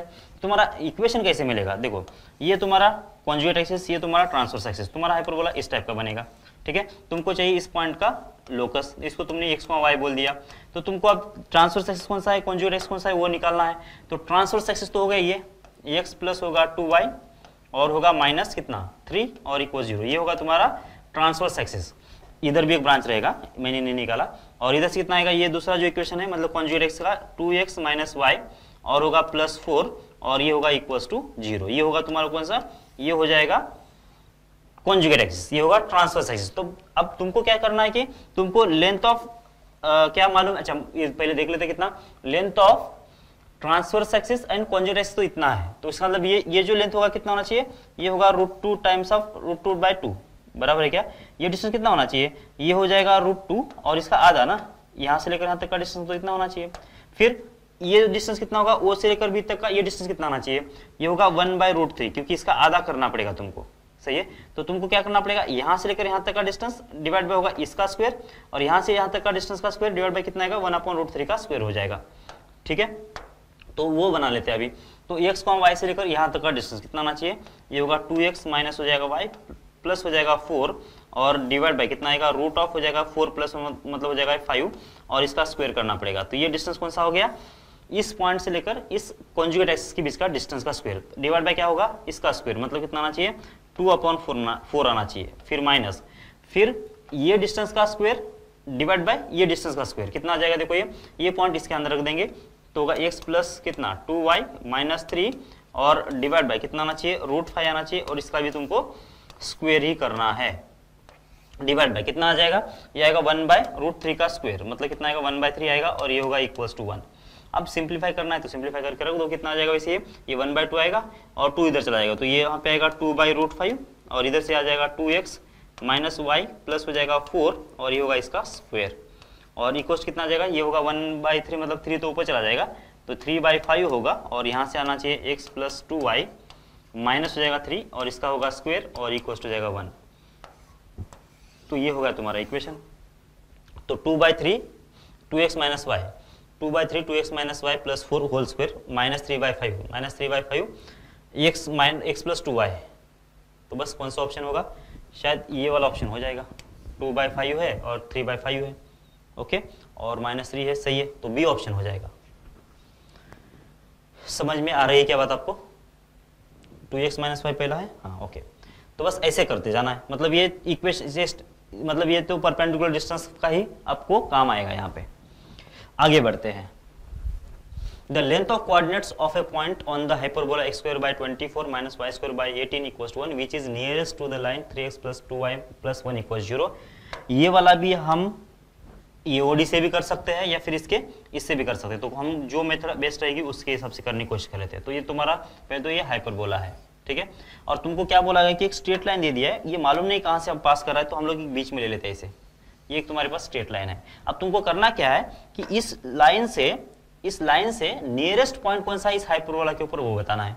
तो अब ये कैसे निकालेंगे हम लोग, तो हमको क्या करना पड़ेगा, ये मेरी लाइन है तो इस लाइन को मुझे थोड़ा सा मूव करते जाना पड़ेगा, ऐसे मूव करते जाएंगे। तो जब मूव करते जाएंगे तो ये पहली दफा जहां पे कट करेगा, ये पहली बार जहां पे हाइपरबोला कट करेगा वो सबसे नियरेस्ट पॉइंट होगा इस लाइन से, सही है। तो ये तो अब लाइन तो मैंने अप्रोक्सीमेटली लगाया है ना, तो ये इधर से भी हो सकती है लाइन नजदीक या फिर उधर से भी लाइन नजदीक हो सकती है, मुझे कोई अभी आइडिया नहीं है, ओके।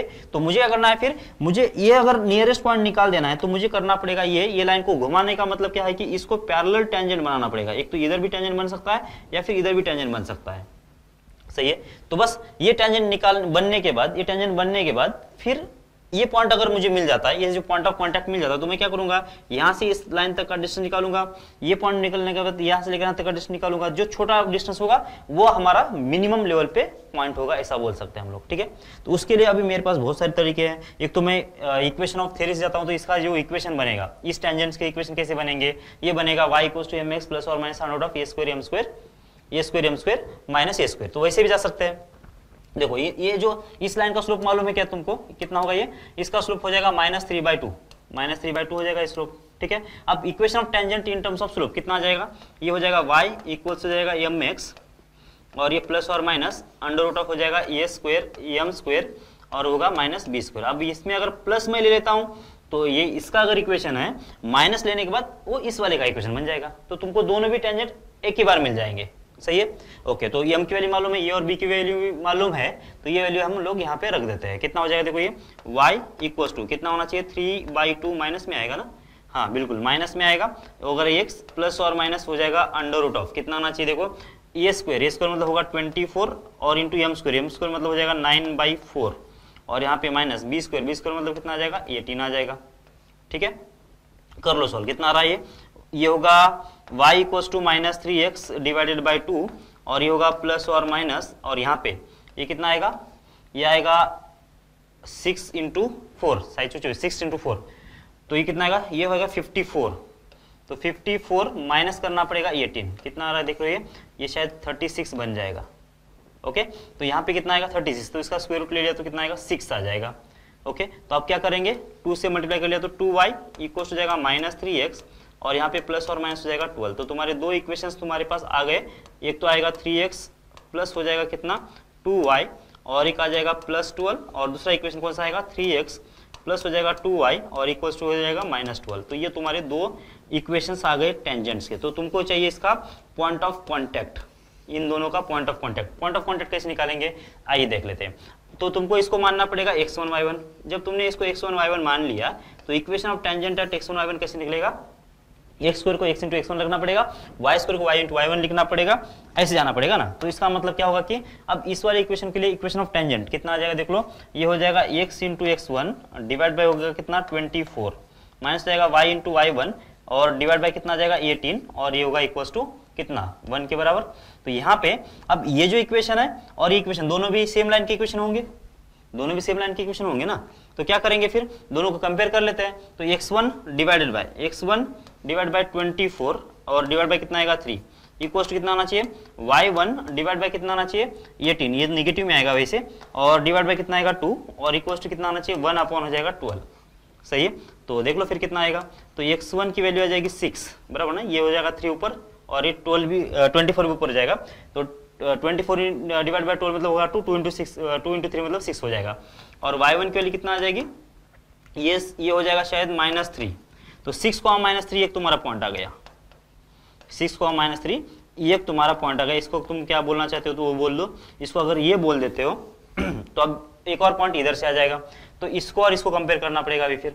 तो यहाँ पे कितना आएगा, x1 डिवाइड बाय होगा 24 डिवाइड बाय कितना आ जाएगा 3 और इक्वल्स टू कितना आना चाहिए, माइनस होगा y1 डिवाइड बाय होगा 18 और डिवाइड बाय कितना आएगा 2 और इक्वल्स हो जाएगा -12। तो इसका मतलब क्या होगा, अब यहाँ से x1 की वैल्यू कितना आ जाएगी -6 आ जाएगी और y1 की वैल्यू आएगी पॉजिटिव कितना आना चाहिए, वो आ जाएगी 3 के बराबर ना, या 2 के बराबर, 3 के बराबर आ जाएगी।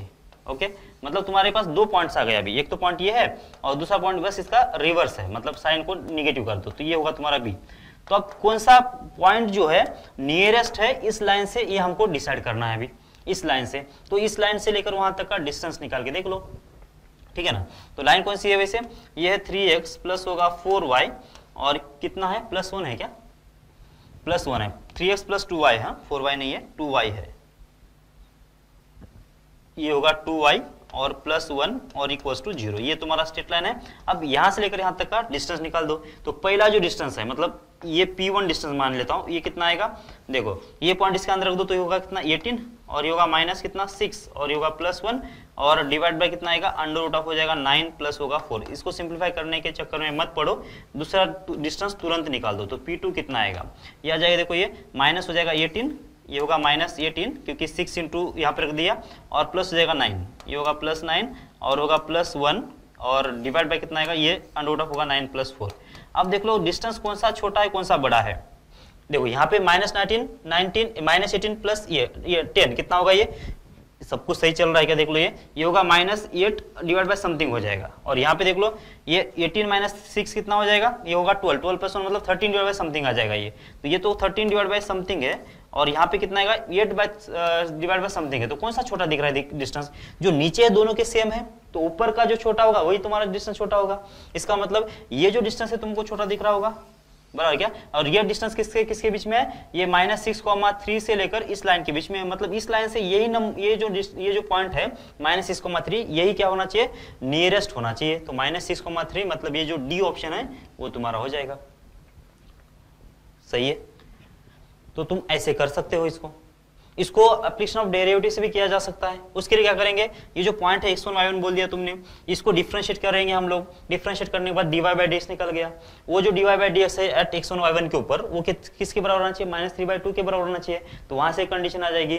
x1 y1 का किसके ऊपर है, इसके ऊपर है, तो यहाँ से कंडीशन आ जाएगी। दोनों को सॉल्व कर लेंगे तो x1 y1 की वैल्यू निकल जाएगी। फिर बाद में वही करना पड़ेगा, ये डिस्टेंस निकाल के देखना पड़ेगा। ओके, आगे बढ़ते हैं। Number of possible tangents which can be drawn to the curve which are perpendicular to the straight line। इस स्ट्रेट लाइन को परपेंडिकुलर ऐसे कितने टेंजेंट्स बना सकते हैं इस कर्व के लिए, ये तुमको निकालना है। और बात ये है कि इक्वेशन ऑफ टेंजेंट तुम्हारा क्या होगा, स्लोप के टर्म में ये होगा। अगर स्लोप एग्जिस्ट है मतलब टेंजेंट एग्जिस्ट होगा, ये बात पक्की है क्या। स्लोप एग्जिस्ट है और इसका मतलब क्या होगा कि टेंजेंट एग्जिस्ट होगा। अभी इस वाले चैप्टर में टेंजेंट एग्जिस्टेंस की बात क्यों आती है, इस चैप्टर में टेंजेंट एग्जिस्टेंस की बात क्यों आती है, आइए देख लेते हैं उसके बारे में। देखो सर्कल के बारे में बात करेंगे ना, तो सर्कल तो होता है ऐसा, तो किसी भी टाइप का स्लोप ले लो तो इसका कोई ना कोई टेंजेंट बन ही जाएगा। भले इन्फिनिटी भी अगर टेंजेंट स्लोप ले लो तो भी इसका कोई ना कोई टेंजेंट बन ही जाएगा। वैसे इलिप्स का भी वैसा ही है, अगर इलिप्स भी अगर ले लो तो किसी कौन सा भी एक कोई भी एक नंबर ले लो स्लोप का, तो इसके लिए सारे मतलब हर एक टाइप का जो टेंजेंट है वो एग्जिस्ट है ही। मतलब 0 का भी है, 1 का भी है, 2 का भी है, -1 -3 इन्फिनिटी -इन्फिनिटी सबका है। लेकिन एक हाइपरबोला ऐसा है कि देखो यहाँ पे अगर ऐसा हमने हाइपरबोला बना लिया, अब मुझे क्या चाहिए जिसका स्लोप 0 ऐसा अगर टेंजेंट बनाना है, तो ये तो पॉसिबल ही नहीं ना, इसको तो कट कर ही रहा है ना ये। मतलब कुछ जो टेंजेंट्स है वो पॉसिबल नहीं होते इसके अंदर। और ये कहां से पता चल रहा है हमको, यहां से पता चल रहा है। देखो ये जो under root of A square M square plus minus B square लिखा है ना यहाँ पे, इससे पता चल रहा है कि ये रूट के अंदर निगेटिव आ गया, रूट के अंदर निगेटिव है। इसका मतलब अगर इसका ए स्क्वायर एम स्क्वायर के वैल्यू से बी स्क्वायर की वैल्यू अगर ज्यादा हो जाएगी ना, तो इसका मतलब ये वैल्यू इमेजिनरी बन जाएगी, और उस वाले केस में क्या होगा, इसका टेंजेंट बनेगा ही नहीं। तो इसका मतलब क्या होना चाहिए कि यहाँ पे अगर नंबर ऑफ टेंजेंट्स तुमको अगर निकालना है जो कि इसके पैरेलल होना चाहिए, तो तुमको क्या चाहिए, जो इक्वेशन होता है टेंजेंट का y equals to mx plus और माइनस अंडर रूट ऑफ कितना होना चाहिए, a square m square minus b square. मतलब ये अगर एग्जिस्ट होने के लिए तुमको ये जो रूट के अंदर क्वांटिटी दिख रही है वो तुमको वो रियल होना चाहिए। मतलब a square m square A square M square minus B square, इसके कितने वैल्यूज, मतलब ये कैसा है, पॉजिटिव है या फिर जीरो है या फिर नेगेटिव है, वो देखना पड़ेगा। अगर पॉजिटिव होगा तो ये रूट एग्जिस्ट करेगा, मतलब प्लस माइनस के हिसाब से दो टेंजेंट बनेंगे। अगर ये जीरो हो गया तो y इक्वल्स टू mx एक ही टेंजेंट बनेगा, और अगर ये नेगेटिव बन गया तो ये इमेजिनरी रूट्स आ रहे, और उस वाले केस में एक भी टेंजेंट नहीं बनेगा। तो देख लो m की वैल्यू कितना है, इसको परपेंडिकुलर टेंजेंट चाहिए हमको, तो इसका मतलब पहले इसका स्लोप निकाल दो, कितना आ जाएगा, ये आ जाएगा -5/2। तो इसके परपेंडिकुलर लाइन का जो स्लोप आएगा जो कि हमारा टेंजेंट रहने वाला है, तो ये कितना आएगा 2/5 होगा। तो ये अगर हम जो टेंजेंट बनाएंगे उसका जो स्लोप होगा वो 2/5, ये पॉसिबल है या नहीं है अभी हम लोग देखेंगे, ठीक है। ओके, ये की वैल्यू मालूम है क्या तुमको, तो इक्वेशन को भी ट्रांसफॉर्म कर लो, तो ये होगा x स्क्वायर और डिवाइडेड बाय होगा 9 माइनस यहाँ पे आएगा y स्क्वायर डिवाइड बाय कितना आ जाएगा 4 और इक्वल हो जाएगा 1, ठीक है। और ये होगा ए स्क्वायर मतलब कितना होना चाहिए, ए स्क्वायर होगा 9, तो होगा 9 इंटू होगा m कितना है, ये होगा 4/25, ओके, और माइनस, सही है, ओके सही है, और बी स्क्वायर कितना आ जाएगा 4 आ जाएगा। अब कौन सी वैल्यू ज्यादा है कौन सी वैल्यू छोटी है, देख लो कम है, देखो 4/25 इसको जो क्रॉस मल्टीप्लाई करो तो ये 100 होगा और ये 36 होगा, तो ये डेफिनेटली लेस देन 0 दिख रही है तुमको। अगर ये लेस देन 0 है मतलब रूट के अंदर की क्वांटिटी कैसा है, नेगेटिव है, इसका मतलब ये ऐसा कोई टेंजेंट बन ही नहीं सकता, मतलब इसको परपेंडिकुलर टेंजेंट इसमें एक भी नहीं है, तो नंबर ऑफ टेंजेंट्स कितने होंगे, 0 हो जाएंगे। समझ में आ रही है क्या बात आपको, आगे बढ़ते हैं। locus of the fit of perpendiculars drawn from either focus on the variable tangent to the hyperbola। अच्छा, ये वाला जो हमने कल इलिप्स में भी हमने कवर कर चुके हैं, तो ये फिर से एक बार मैं बोल देता हूँ क्योंकि ये बहुत ज्यादा इंपॉर्टेंट है। ये कोई इलिप्स है और यही प्रॉपर्टी हाइपरबोला में भी है, और ये इसका कोई भी एक टेंजेंट है, ठीक है, कहीं पे भी निकालो कोई फर्क नहीं पड़ेगा।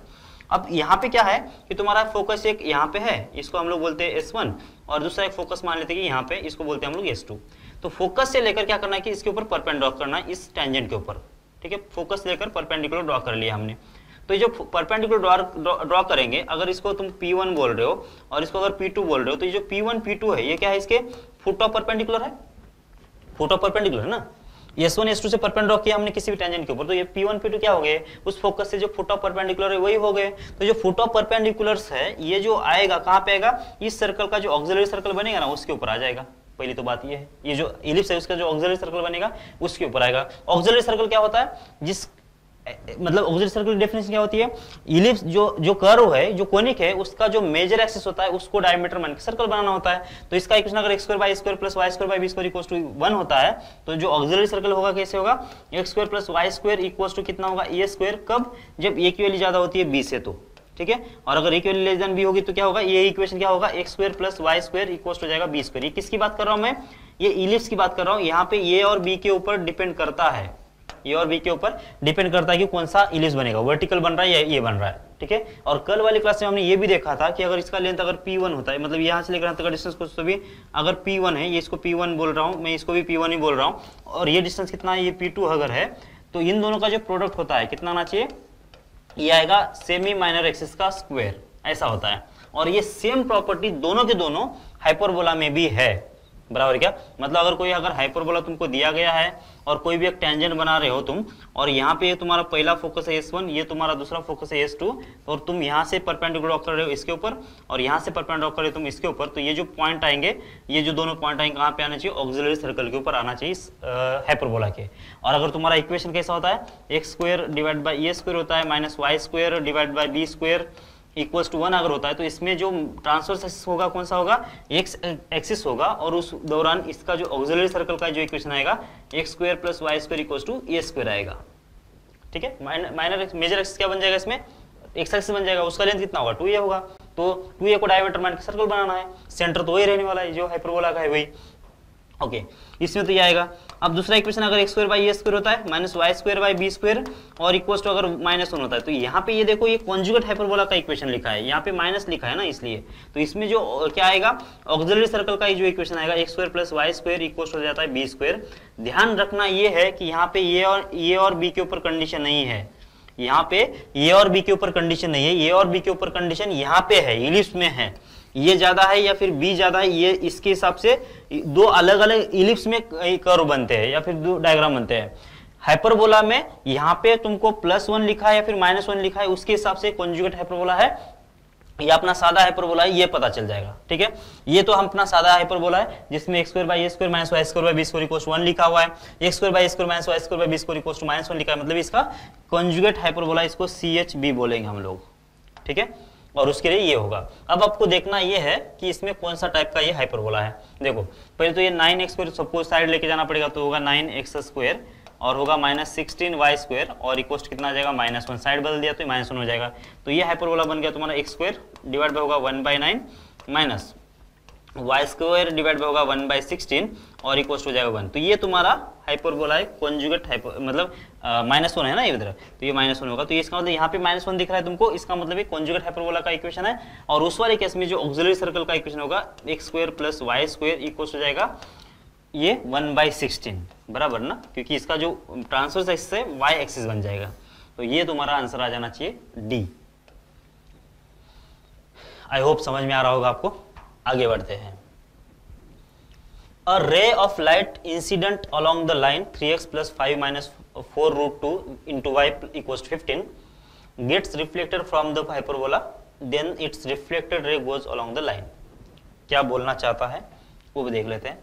अच्छा, आपको शायद ये मालूम होगा, अगर ये हाइपरबोला है और ये तुम्हारा फोकस S1 है और ये फोकस S2 है, ओके, और तुमको क्या करना है कि एक पॉइंट कौन सा भी ले लिया हमने हाइपरबोला के ऊपर, यहाँ इलिप्स के ऊपर P, तो जब इन दोनों को ज्वाइन कर लेते हैं, इन दोनों को ज्वाइन कर लेते हैं, ठीक है, तो ऐसा मान लेते हैं ना अभी कि S1 के ऊपर हमने क्या किया, एक लाइट बीम रख दिया या फिर लाइट सोर्स रख दिया और यहाँ से लाइट हम पास करा रहे हैं इस लाइन के अलोंग।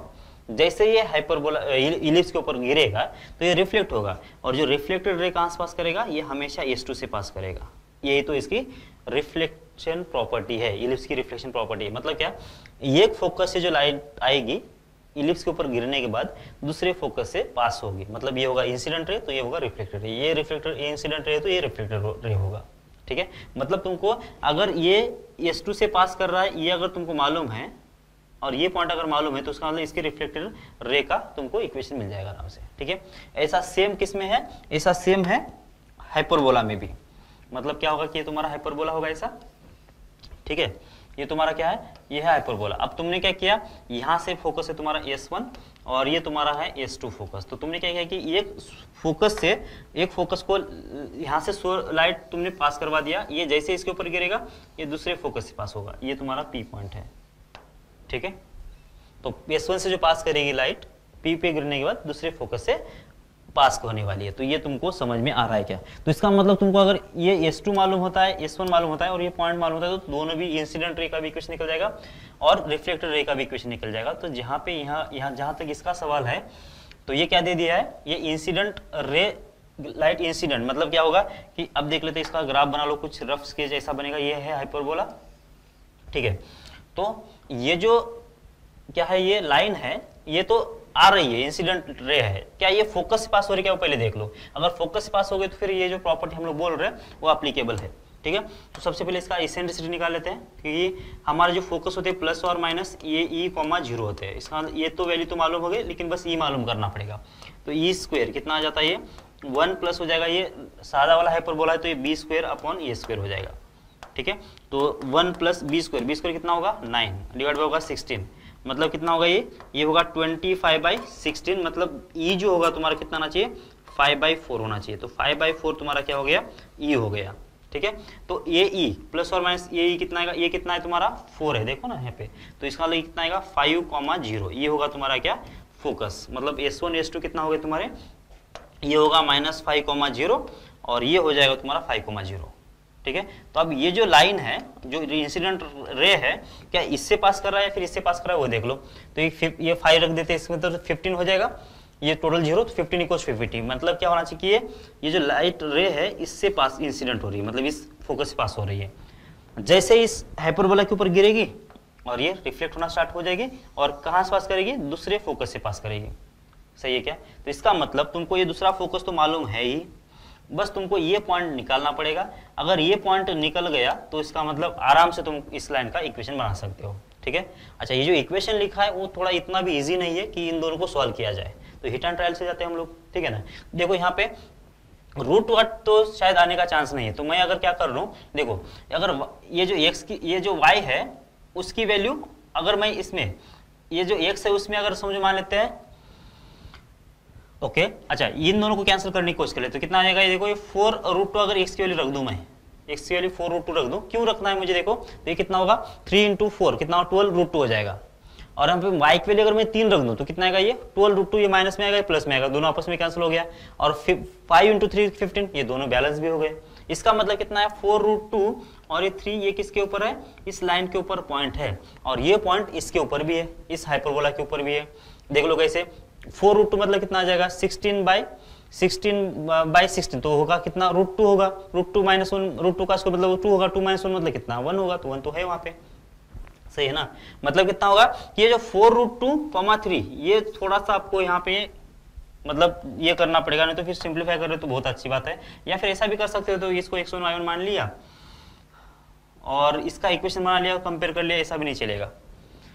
ठीक है। तो अब ऐसा भी कर सकते हो, इसका स्लोप निकाल दिया, कितना आएगा, ये होगा -3 अपॉन इतना समथिंग।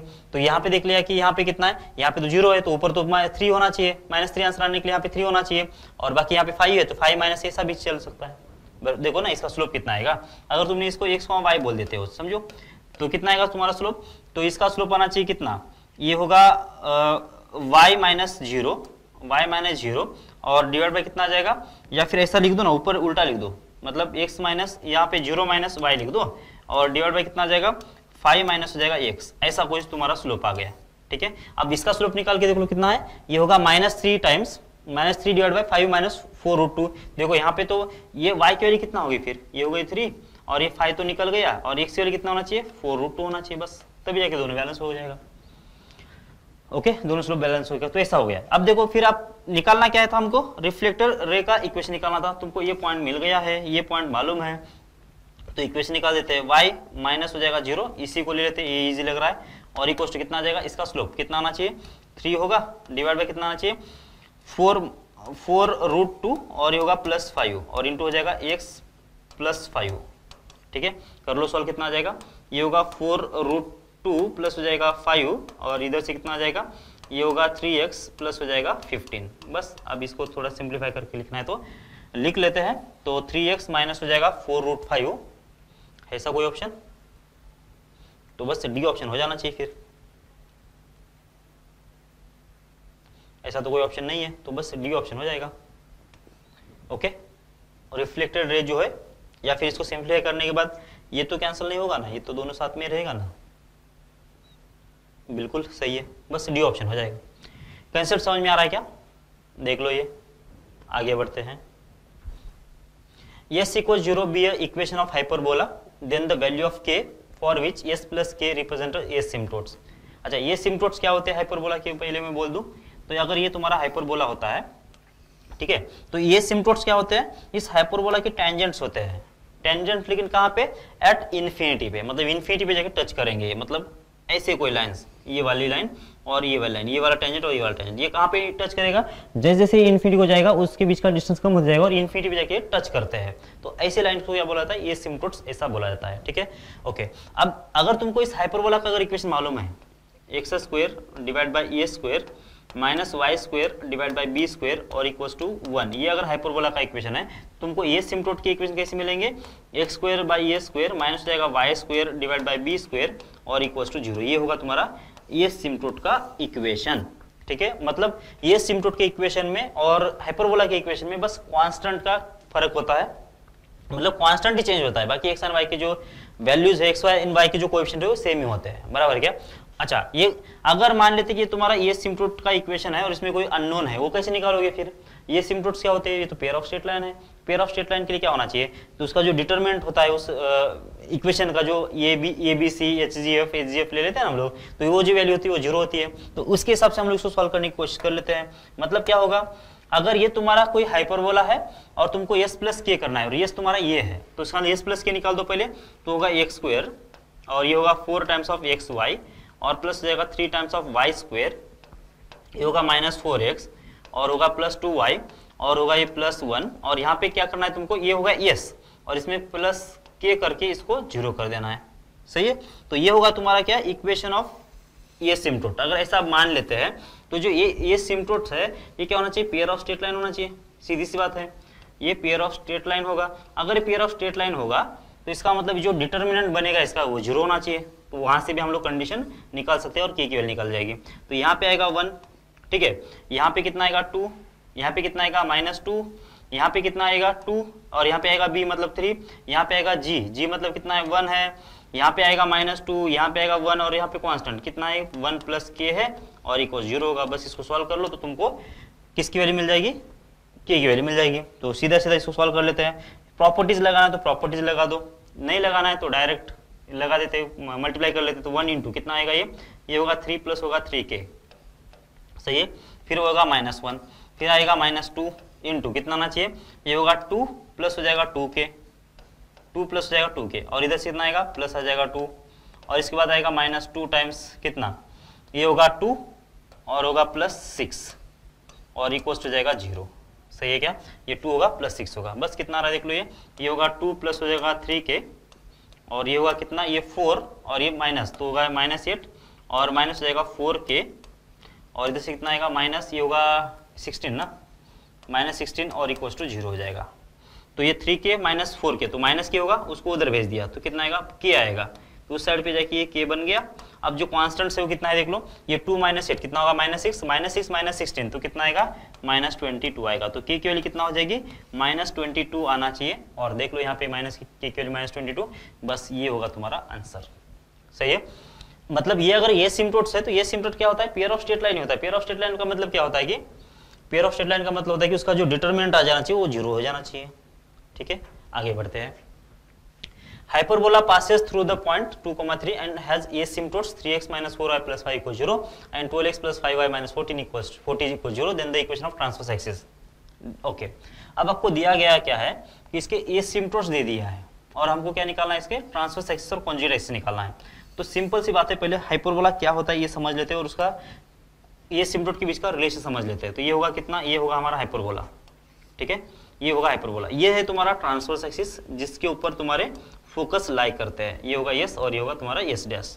ठीक है, और ये जो है तुम्हारा, ये है तुम्हारा वाई एक्सिस और इसको हम लोग क्या बोलते हैं, कॉन्जुगेट एक्सिस भी बोला जाता है। ये क्योंकि ये सेंटर से पास हो रहा है इस हाइपरबोला के। ठीक है, अच्छा क्या होता है ये सिम्प्टोट्स क्या होते हैं, ये सिम्प्टोट्स सेंटर से पास होने वाले इस हाइपरबोला के टेंजेंट्स होते हैं। कहाँ पे, लेकिन इन्फिनिटी के ऊपर ये होते हैं तुम्हारे ये सिम्प्टोट्स। ठीक है, अब देख लेते हैं, अगर तुमको ये सिम्प्टोट के इक्वेशन दिया गया है, ये सिम्प्टोट के इक्वेशन अगर दिया गया है और तुमको कॉन्जुगेट एक्सिस निकाल देना है और ट्रांसवर्स एक्सिस निकाल देना है, तो कैसे निकालोगे।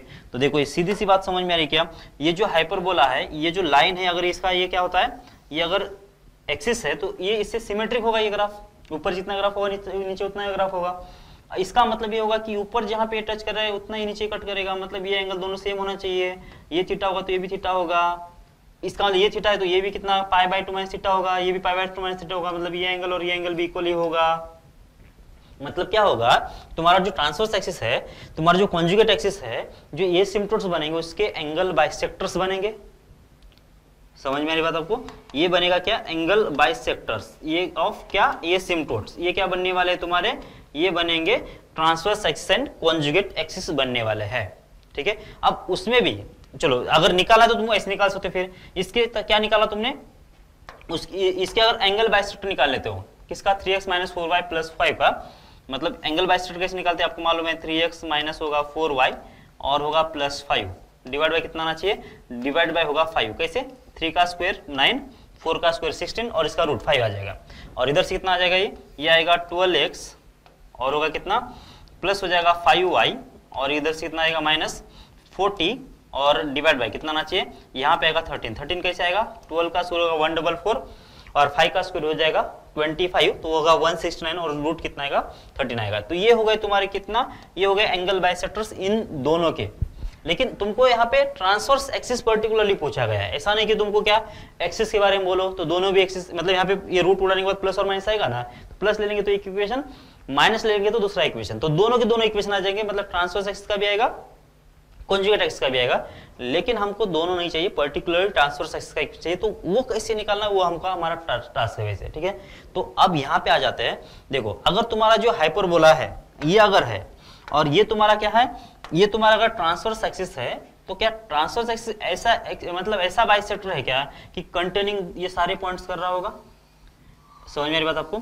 मतलब क्या है कि ये जो बाइसेक्टर है किसका है, ये सिम्प्टोट का है, लेकिन ये जो बाइसेक्टर है ये हाइपरबोला के हर एक पॉइंट को कंटेन कर रहा है, बात समझ में आती है। तो इसका मतलब क्या होगा कि बाइसेक्टर कंटेनिंग इसके जो पॉइंट है अगर वो निकाल लेते हैं हम लोग तो क्या हो जाएगा, वो हमारा हो जाएगा किसका, ट्रांसवर्स एक्सिस हो जाएगा। तो इसमें तो पॉइंट दे दिया उसने खुद ने 2,3, तो 2,3 कंटेनिंग बाइसेक्टर निकाल देंगे और वही हमारा ट्रांसवर्स एक्सिस हो जाएगा। तो ये कंटेनिंग बाइसेक्टर कैसे निकालते हैं, ये पॉइंट यहाँ पे रखेंगे और साइन चेक करेंगे, पॉजिटिव अगर है तो ये इसको बाइज्जत हटा देंगे, किसको, ये मॉड को, अगर नेगेटिव आता है तो नेगेटिव लगा के हटा देंगे, ठीक है।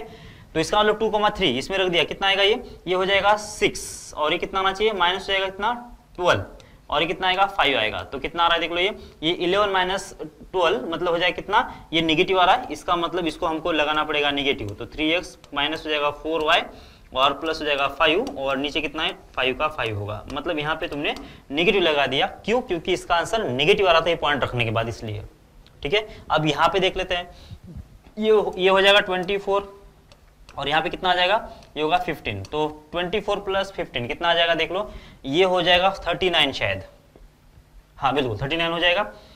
तो इसका मतलब ये भी नेगेटिव आ रहा है तो यहाँ पे भी नेगेटिव लगाना पड़ेगा, तो होगा 12x प्लस हो जाएगा 5y माइनस हो जाएगा 40 और नीचे कितना आ जाएगा, नीचे आ जाएगा 13, ठीक है, ये है 12, ओके। अब इसके बाद बस अब ये नेगेटिव नेगेटिव उड़ गया, अब इसको सॉल्व कर लो जो भी आएगा, ये होगा 39 इंटू होगा x, फिर होगा तो 52 इंटू वाई होगा और ये 65 होगा, इक्वल्स टू कितना आ जाएगा, ये होगा 60x, फिर कितना आएगा प्लस 25 होगा y और होगा कितना, तो 200 हो जाएगा। तो क्या करेंगे, 39 को उधर लेके जाएंगे, तो 39 अगर जाता है 60 में से तो 21 बचेगा शायद, तो 21 माइनस x होगा और ये 52 उधर चला जाएगा तो ये कितना आएगा 77y होगा और ये होगा इक्वल्स टू कितना आना चाहिए, 265 होना चाहिए। तो ये तुम्हारा इक्वेशन बन जाएगा ट्रांसवर्स एक्सिस का, 21x 77y और 265, 21 प्लस 77 2177 और ये 265, ये हो जाएगा तुम्हारा आंसर, ओके, बिल्कुल यही होगा। तो ऐसे आपको इसको सॉल्व करना था, आपको समझ में आ रहा है क्या। ट्रांसवर्स एक्सिस का अगर इक्वेशन चाहिए तो एंगल बाइसेक्टर कंटेनिंग जो हाइपरबोला के ऊपर के पॉइंट है वो होगा। अगर ट्रांसवर्स कॉन्जुगेट एक्सिस का इक्वेशन चाहिए तो क्या करना पड़ेगा, अब यहाँ पे तुमने क्या किया कि ये प्लस लेने से क्या मिल रहा है तुमको, ट्रांसवर्स एक्सिस मिल रहा है, तो माइनस लेने के बाद क्या मिलेगा, कॉन्जुगेट एक्सिस का मिलेगा। अगर कॉन्जुगेट भी बोलता तो भी हम लोग यही कर लेते हैं और यहाँ पे इसका आंसर साइन डिसाइड कर लेते हैं, उसके अलावा वाला इक्वेशन ले लेते हैं, ठीक है।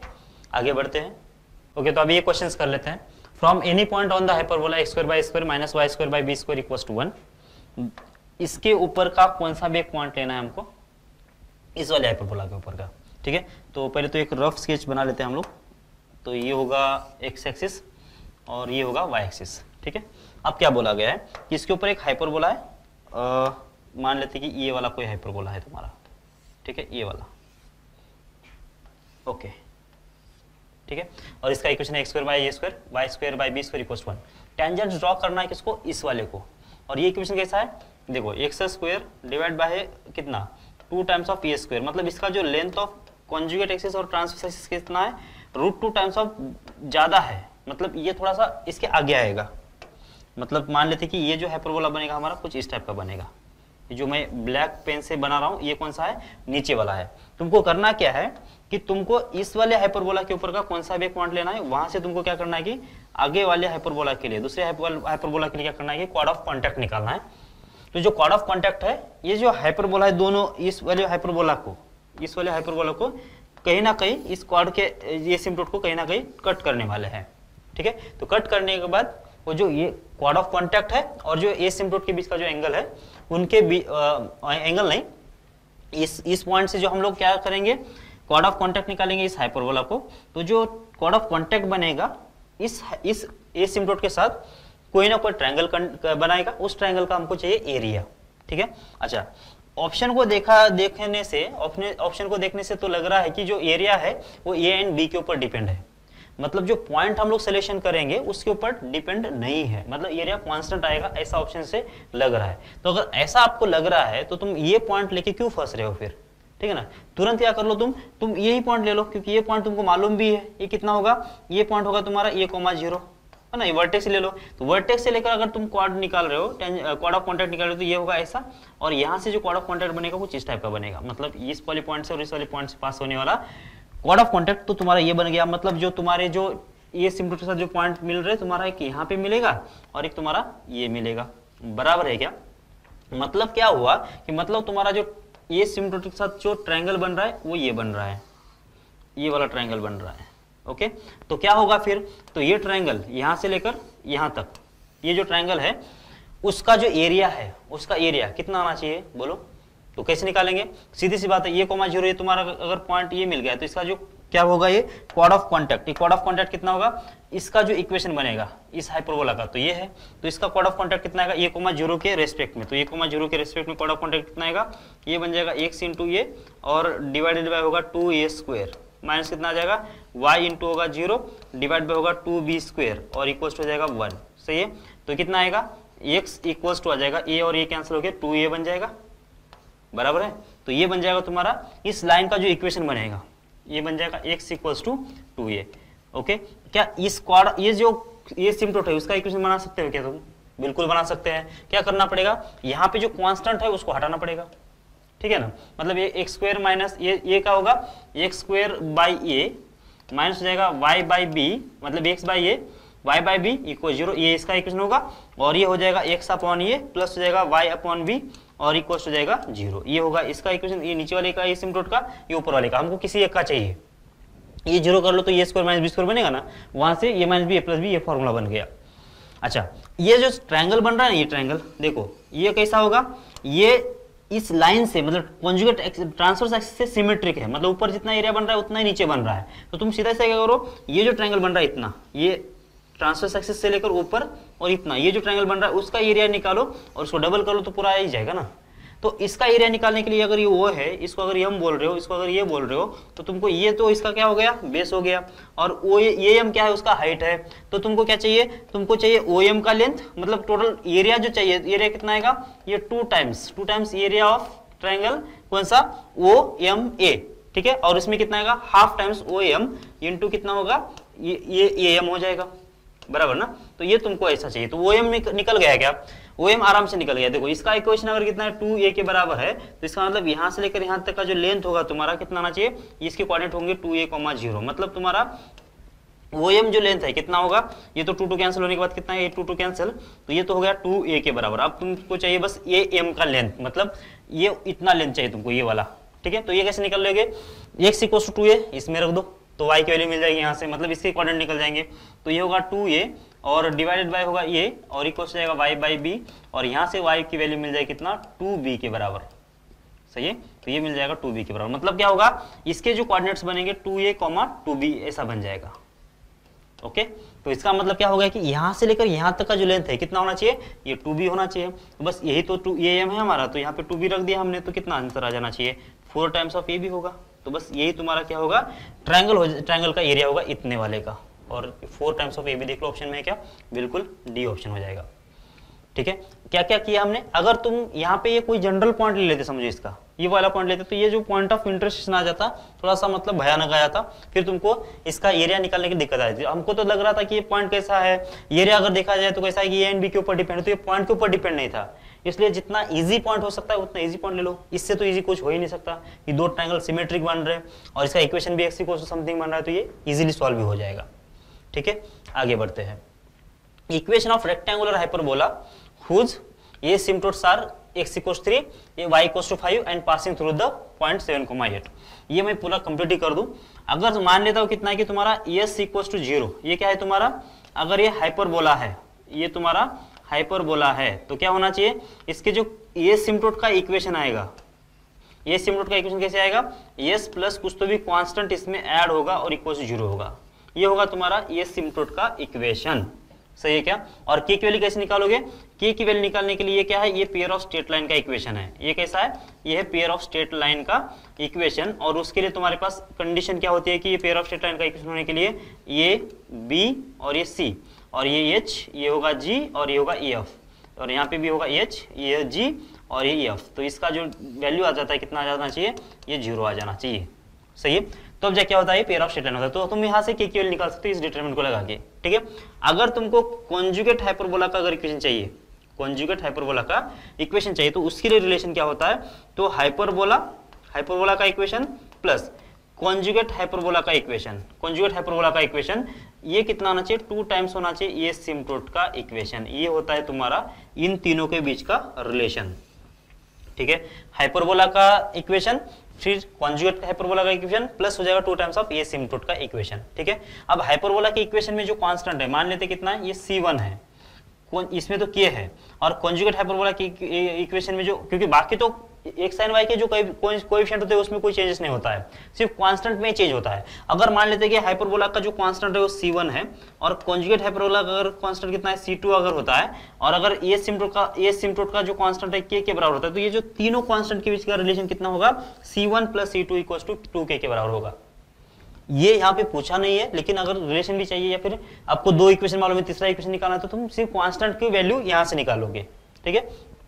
यहाँ पे देख लेते हैं, यहाँ पे तुमको क्या बोला गया है कि तुमको रेक्टेंगुलर हाइपरबोला दे दिया है और उसके ये सिम्प्टोट दे दिया है, तो ये सिम्प्टोट का कंबाइन इक्वेशन निकालेंगे हम लोग, तो कितना आएगा, x माइनस 3, ये एक इक्वेशन होगा, और दूसरा कौन सा होगा, y माइनस 5, ये कितना है, ये y माइनस 5 इक्वल्स टू 0। ये तुम्हारा क्या है, ये है तुम्हारा ये सिम्प्टोट्स, बराबर है क्या। अब ये सिम्प्टोट में और हाइपरबोला में क्या फर्क होता है, तो हाइपरबोला में और ये सिम्प्टोट में सिर्फ कांस्टेंट का फर्क होता है। तो इसका मतलब मैंने अगर इसमें कुछ ऐड कर लेता हूँ, कांस्टेंट c इक्वल्स 0 कर लो, तो ये होना चाहिए हमारा हाइपरबोला।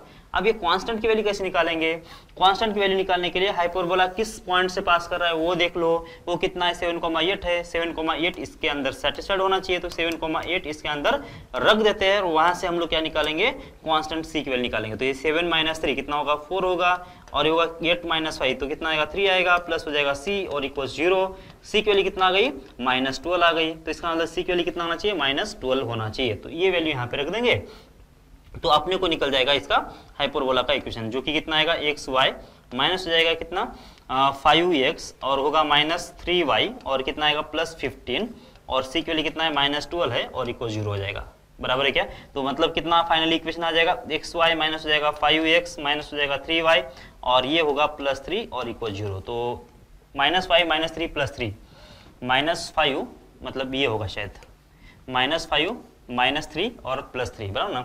x का -5 है, y का -3 है और कांस्टेंट भी 3 है, तो डी ऑप्शन हो जाएगा तुम्हारा। समझ पा रहे हो क्या इस कॉन्सेप्ट्स को, ठीक है। आगे बढ़ते हैं, equation of conjugate axis of A hyperbola xy -3y -4x + 7 = 0। ये तो ऑलरेडी हमने कर लिया है वैसे। पहले तो क्या है, ये हाइपरबोला है, इसके हमको क्या करना पड़ेगा, पहले तो ये सिम्प्टोट्स निकालना पड़ेगा। ये सिम्प्टोट निकालने के बाद क्या होगा, ये सिम्प्टोट निकालने के बाद हमको उसके एंगल बाइसेक्टर निकालना पड़ेगा। एंगल बाइसेक्टर निकालने के बाद क्या करना पड़ेगा, हाइपरबोला के ऊपर का कौन सा भी पॉइंट ले लो, वो बाइसेक्टर पॉइंट कंटेनिंग जो बाइसेक्टर होगा वो होगा ट्रांसवर्स एक्सिस, और उसके अपोजिट जो होगा वो होगा कॉन्जुगेट हाइपरबोला, हमारा कॉन्जुगेट एक्सिस होगा। तो वही स्टेप्स दोबारा रिपीट होने वाले हैं। तो बस इससे हमको पहले क्या निकालना पड़ेगा, ये सिम्प्टोट्स के इक्वेशन निकालना पड़ेगा। और वो कैसे निकलेगा, देखो ऐसे x माइनस x, चलो इसका कैसे करेंगे, अच्छा चलो लिख ही दो तो ना, x y माइनस हो जाएगा 3y माइनस हो जाएगा 4x प्लस हो जाएगा 7 और इक्वल 0, ठीक है। अच्छा ऐसा भी कर सकते थे, इसके एक्सिस भी निकाल सकते हैं हम लोग, ठीक है। क्या निकालना है हमको, इक्वेशन ऑफ कॉन्जुगेट एक्सिस, ठीक है। एक्सिस कैसे निकालेंगे, एक्सिस कैसे निकालेंगे, उसके लिए तो हमको ये सिम्प्टोट्स निकालना पड़ेगा। चलो निकाल ही देते हैं।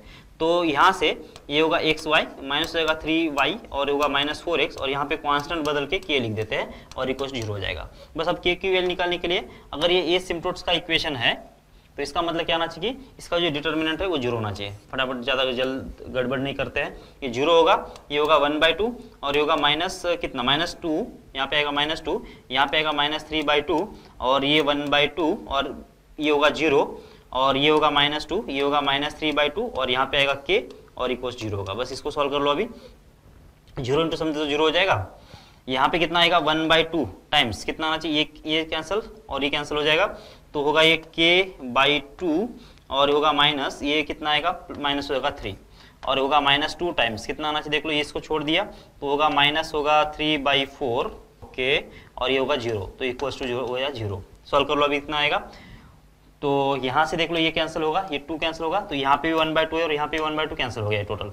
तो k माइनस हो जाएगा 6 और डिवाइड बाय होगा 2, यहाँ पे कितना आएगा माइनस माइनस प्लस होगा 3 और इक्वल 0 हो जाएगा। तो k की वैल्यू कितना दिख रही है तुमको, k की वैल्यू दिख रही है 12। कैसे, देखो ये होगा 6 और ये होगा -6 हो जाएगा +6 होगा। तो ये तुम्हारा यहाँ पे जब मैं 12 लिख दूंगा तो ये तुम्हारा क्या होगा, ये सिम्प्टोट का इक्वेशन होगा और उसका मुझे सेपरेट इक्वेशन चाहिए। तो x-4 ये होगा x-4 ये होगा नहीं y-4 होगा सॉरी, क्योंकि इन दोनों में से y कॉमन आएगा। ठीक है, तो कितना आएगा x-3 एक इक्वेशन ये होगा और दूसरा होगा y-4 और इक्वल 0। कैसे किया समझ में आ रहा है, इन दोनों में से y कॉमन ले लिया, इन दोनों में से 4 कॉमन -4 कॉमन ले लिया तो x-3 फिर से कॉमन आ गया, y-4 एक बार कॉमन आएगा। मतलब x = 3 एक इक्वेशन ये है, y = 4 एक इक्वेशन ये है। ये क्या है तुम्हारा, ये दोनों ये सिम्प्टोट्स के इक्वेशंस है। तो अपने को चाहिए क्या, इनके बाइसेक्टर्स चाहिए। बाइसेक्टर्स कैसे निकालेंगे, ये होगा x-3 ये होगा y-4 डिवाइड बाय इसका भी 1 आएगा, इसका भी 1 आएगा तो इसको तो हटा दो। ठीक है, ये हो गए तुम्हारे एंगल बाइसेक्टर ऑफ ये सिम्प्टोट्स, बराबर ना। तो अगर ये सिम्प्टोट्स के अगर एंगल बाइसेक्टर्स है तो तुमको क्या चाहिए, तुमको अगर कॉन्जुगेट एक्सिस का इक्वेशन चाहिए तो तुम क्या करोगे, यहाँ से तुम यहाँ से इस हाइपरबोला के ऊपर का कौन सा भी एक पॉइंट डिसाइड कर लोगे। ठीक है, कौन सा पॉइंट डिसाइड करना है, तो y की वैल्यू 0 रख देते हैं, y की वैल्यू 0 रख दिया तो x की वैल्यू कितना आ रही है, देख लो ये 0 होगा ये 0 होगा तो x की वैल्यू आ जाएगी 7/4। ठीक है, मतलब 7/4 कौन सा ही पॉइंट ले लो जो आपको पसंद आ रहा है वो पॉइंट ले लो। 7/4, 0 ये तुम्हारा हाइपरबोला के ऊपर पॉइंट है। ठीक है, तो 7/4 होगा 0 ये तुम्हारे हाइपरबोला के ऊपर का पॉइंट है। तो ये पॉइंट कंटेन करने वाला जो बाइसेक्टर होगा वो तो होगा ट्रांसवर्स एक्सिस का इक्वेशन, बराबर ना। तो ये पॉइंट जो बाइसेक्टर कंटेन नहीं कर रहा है उसका हमको इक्वेशन चाहिए, बराबर क्या। तो पहले तो 7/4 के लिए क्या साइन आ रहा है वो पहले तुम डिसाइड कर लो। तो 7/4 - 3, 7/4 मतलब कितना होगा, ये 1 पॉइंट समथिंग हुआ, मतलब ये कितना आएगा कि ये निगेटिव आ रहा है, मतलब इसका साइन होगा निगेटिव, x-3 ये बन जाएगा। ठीक है, y की वैल्यू कितना है 0 है तो 0 जब रख दिया तो ये भी निगेटिव है, मतलब इसको भी निगेटिव कर लो तो कितना आएगा y-4 आएगा। मतलब निगेटिव निगेटिव कैंसिल होने के बाद कितना आ रहा है ये, मतलब x-3 और इक्वल्स टू कितना हो जाएगा ये प्लस y-4 ये होगा तुम्हारा इक्वेशन। और ये इक्वेशन कितना होगा, किसका होगा, ये होगा ट्रांसवर्स एक्सिस का। क्यों ट्रांसवर्स एक्सिस का होगा, क्योंकि ये जो बाइसेक्टर है वो कंटेन कर रहा है 7/4, 0 को, और 7/4, 0 कहां पे है, इस हाइपरबोला के ऊपर है। तो हाइपरबोला के ऊपर का जो पॉइंट कंटेन करने वाला जो इक्वेशन होगा वो ट्रांसवर्स एक्सिस होता है, बराबर क्या। तो अगर तुमको क्या चाहिए, कॉन्जुगेट एक्सिस का अगर इक्वेशन चाहिए तो उसका साइन बदल दो फिर। तो x-3 इक्वल्स टू कितना आएगा, माइनस करना पड़ेगा, y-4 करना पड़ेगा, और ये तुम्हारा क्या होना चाहिए, कॉन्जुगेट एक्सिस होना चाहिए, और यही तुमको चाहिए। तो ये सबको इधर लेके आओ, तो x + y होगा और होगा कितना ये +4 और ये होगा =7 ऐसा कुछ हो जाएगा शायद, देख लो कैसे। ये -y इधर आएगा तो +y होगा और -3 हो जाएगा +3 होगा, ये माइनस प्लस होगा तो 4 + 3 कितना आएगा 7 आएगा। तो x + y = 7 ये तुम्हारा आंसर होना चाहिए, x + y = 7 ये बी ऑप्शन तुम्हारा हो जाएगा। समझ में आ रही बात आपको, आगे बढ़ते हैं। P of x1 y1, Q of x2 y2, R of x3 y3 और S of x4 y4 are 4 consecutive points on the rectangular hyperbola xy = c². Then coordinates of orthocenter of triangle PQR. ठीक है, ये जो hyperbola दिख रहा है xy = c², ये कैसा है, ये रेक्टेंगुलर हाइपरबोला है, मतलब कुछ इस टाइप का बनेगा ये। ओके, और इसके ऊपर 4 पॉइंट्स है। 4 पॉइंट कैसे हैं, कौन साइक्लिक पॉइंट्स है। मान लेते कि एक पॉइंट ये है P और एक पॉइंट है Q ये, और एक दूसरा पॉइंट है किसना, ये R और तीसरा एक पॉइंट है यहाँ पे कुछ एस। तो ये 4 पॉइंट कैसे कॉन्साइक्लिक। कॉन्साइक्लिक का मतलब क्या होता है, ये उससे एक सर्कल पास हो रहा है, ठीक है। ओके, तो ये सर्कल का जो इक्वेशन है जो पास हो रहा है उसका इक्वेशन मैं ऐसा कंसिडर कर लेता हूँ, X square plus Y square equals to कितना, ए स्क्वायर, ठीक है। मतलब इस चारों पॉइंट से सर्कल पास कर रहा है वो जो है ये X square plus Y square equals to A square. यहाँ तक कोई दिक्कत नहीं है।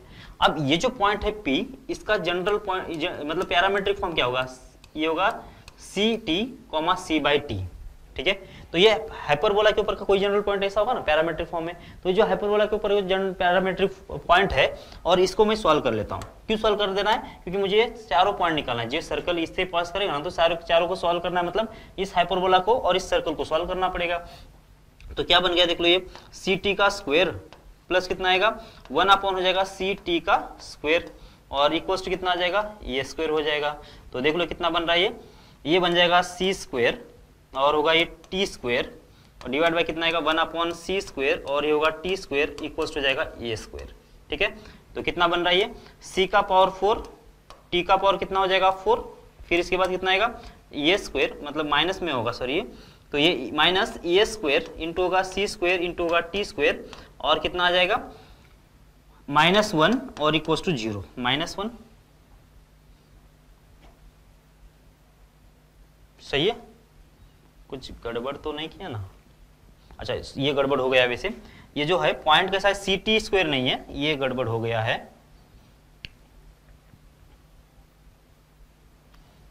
ओके, यहां पे y कितना है तुम्हारा, ये है c बाई टी इसका स्क्वायर है, ओके, और इक्वल्स कितना आ जाएगा ए स्क्वायर। इसके आगे ये होगा सी स्क्वायर और होगा टी स्क्वायर प्लस यहाँ पे आएगा सी स्क्वायर, ये होगा टी स्क्वायर और इक्वल्स हो जाएगा ए स्क्वायर।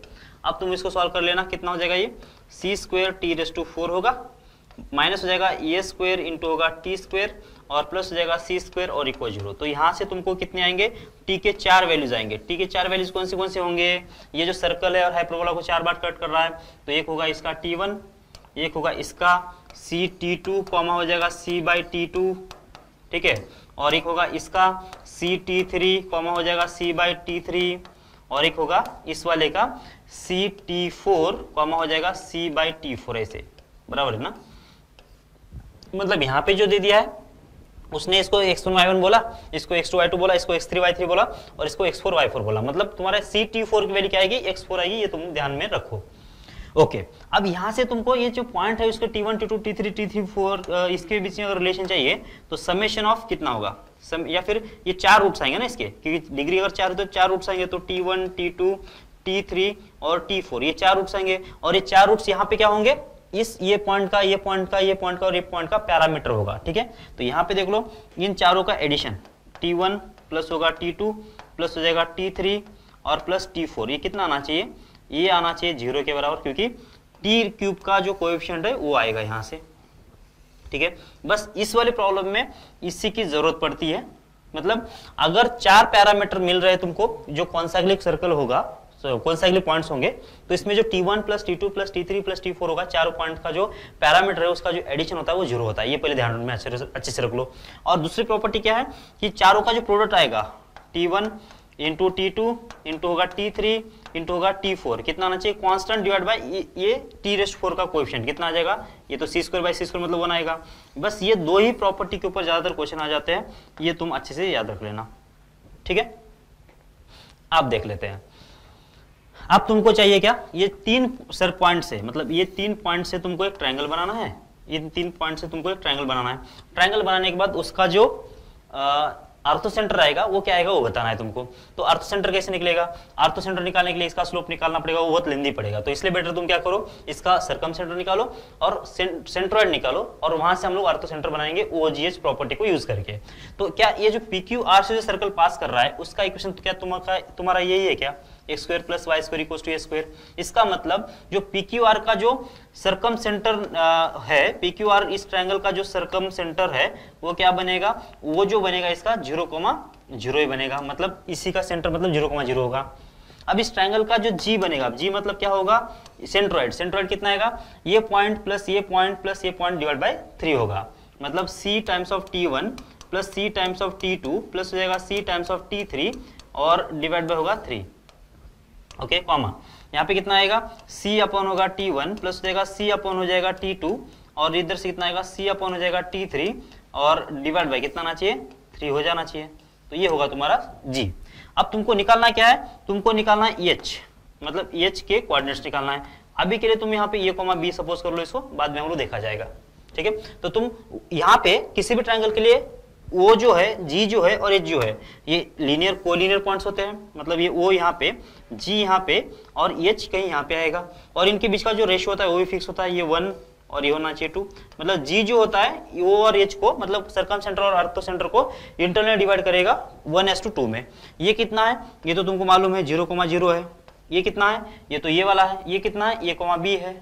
ओके, अब देख लो, अब तुमको अगर g के कोऑर्डिनेट चाहिए, g के कोऑर्डिनेट्स कैसे निकलेंगे, ये होगा ct1 प्लस हो जाएगा ct2 प्लस हो जाएगा ct3, बराबर ना, और डिवाइड बाय 3। ये होगा किसका, g का x कोऑर्डिनेट। ये कैसे मिलेगा, ये 2 × 0 और 1 × a, कितना आएगा, ये यही आएगा, और 1 + 2 मतलब हो जाएगा 3। तो 3 और 3 कैंसिल होने के बाद ये जो मिल गया तुमको, कितना मिल गया, c टाइम्स t1 प्लस हो जाएगा t2 और ये होगा प्लस t3, ऐसा मिल गया तुमको। ये कितना मिल गया, ये वाला मिल गया, ठीक है। अब क्या चाहिए तुमको, अब तुमको चाहिए दूसरा कोऑर्डिनेट। दूसरा कोऑर्डिनेट मतलब कैसे निकलेगा, g का दूसरा कोऑर्डिनेट कैसे निकलेगा, देखो यहाँ पे c/t1 प्लस हो जाएगा कितना c/t2 प्लस हो जाएगा कितना c/t3 और डिवाइड बाय कितना आ जाएगा, ये 3। ये होगा y कोऑर्डिनेट। ये कैसे निकलेगा, देखो 2 × 0 1 × b, तो ये होगा b/3, ऐसा हो जाएगा ये। तो ये 3 और 3 अभी भी कैंसिल हो गया, तो b की वैल्यू जो आएगी कितना, c कॉमन लेने के बाद 1 होगा t1 प्लस हो जाएगा 1 हो जाएगा t2 और इधर से आएगा 1/t3। सही है क्या, समझ में आ रही बात आपको ये, ओके। तो 1/t1 1/t2 1/t3 आ गया। अच्छा देख लो, ये t1 plus t2 plus t3 का वैल्यू कितना आएगा, देखो यहाँ से निकालेंगे, t1 t2 t3 का वैल्यू -t4 होगा, मतलब ये जो होगा तुम्हारा कितना आएगा, माइनस टाइम्स ct4 हो जाएगा।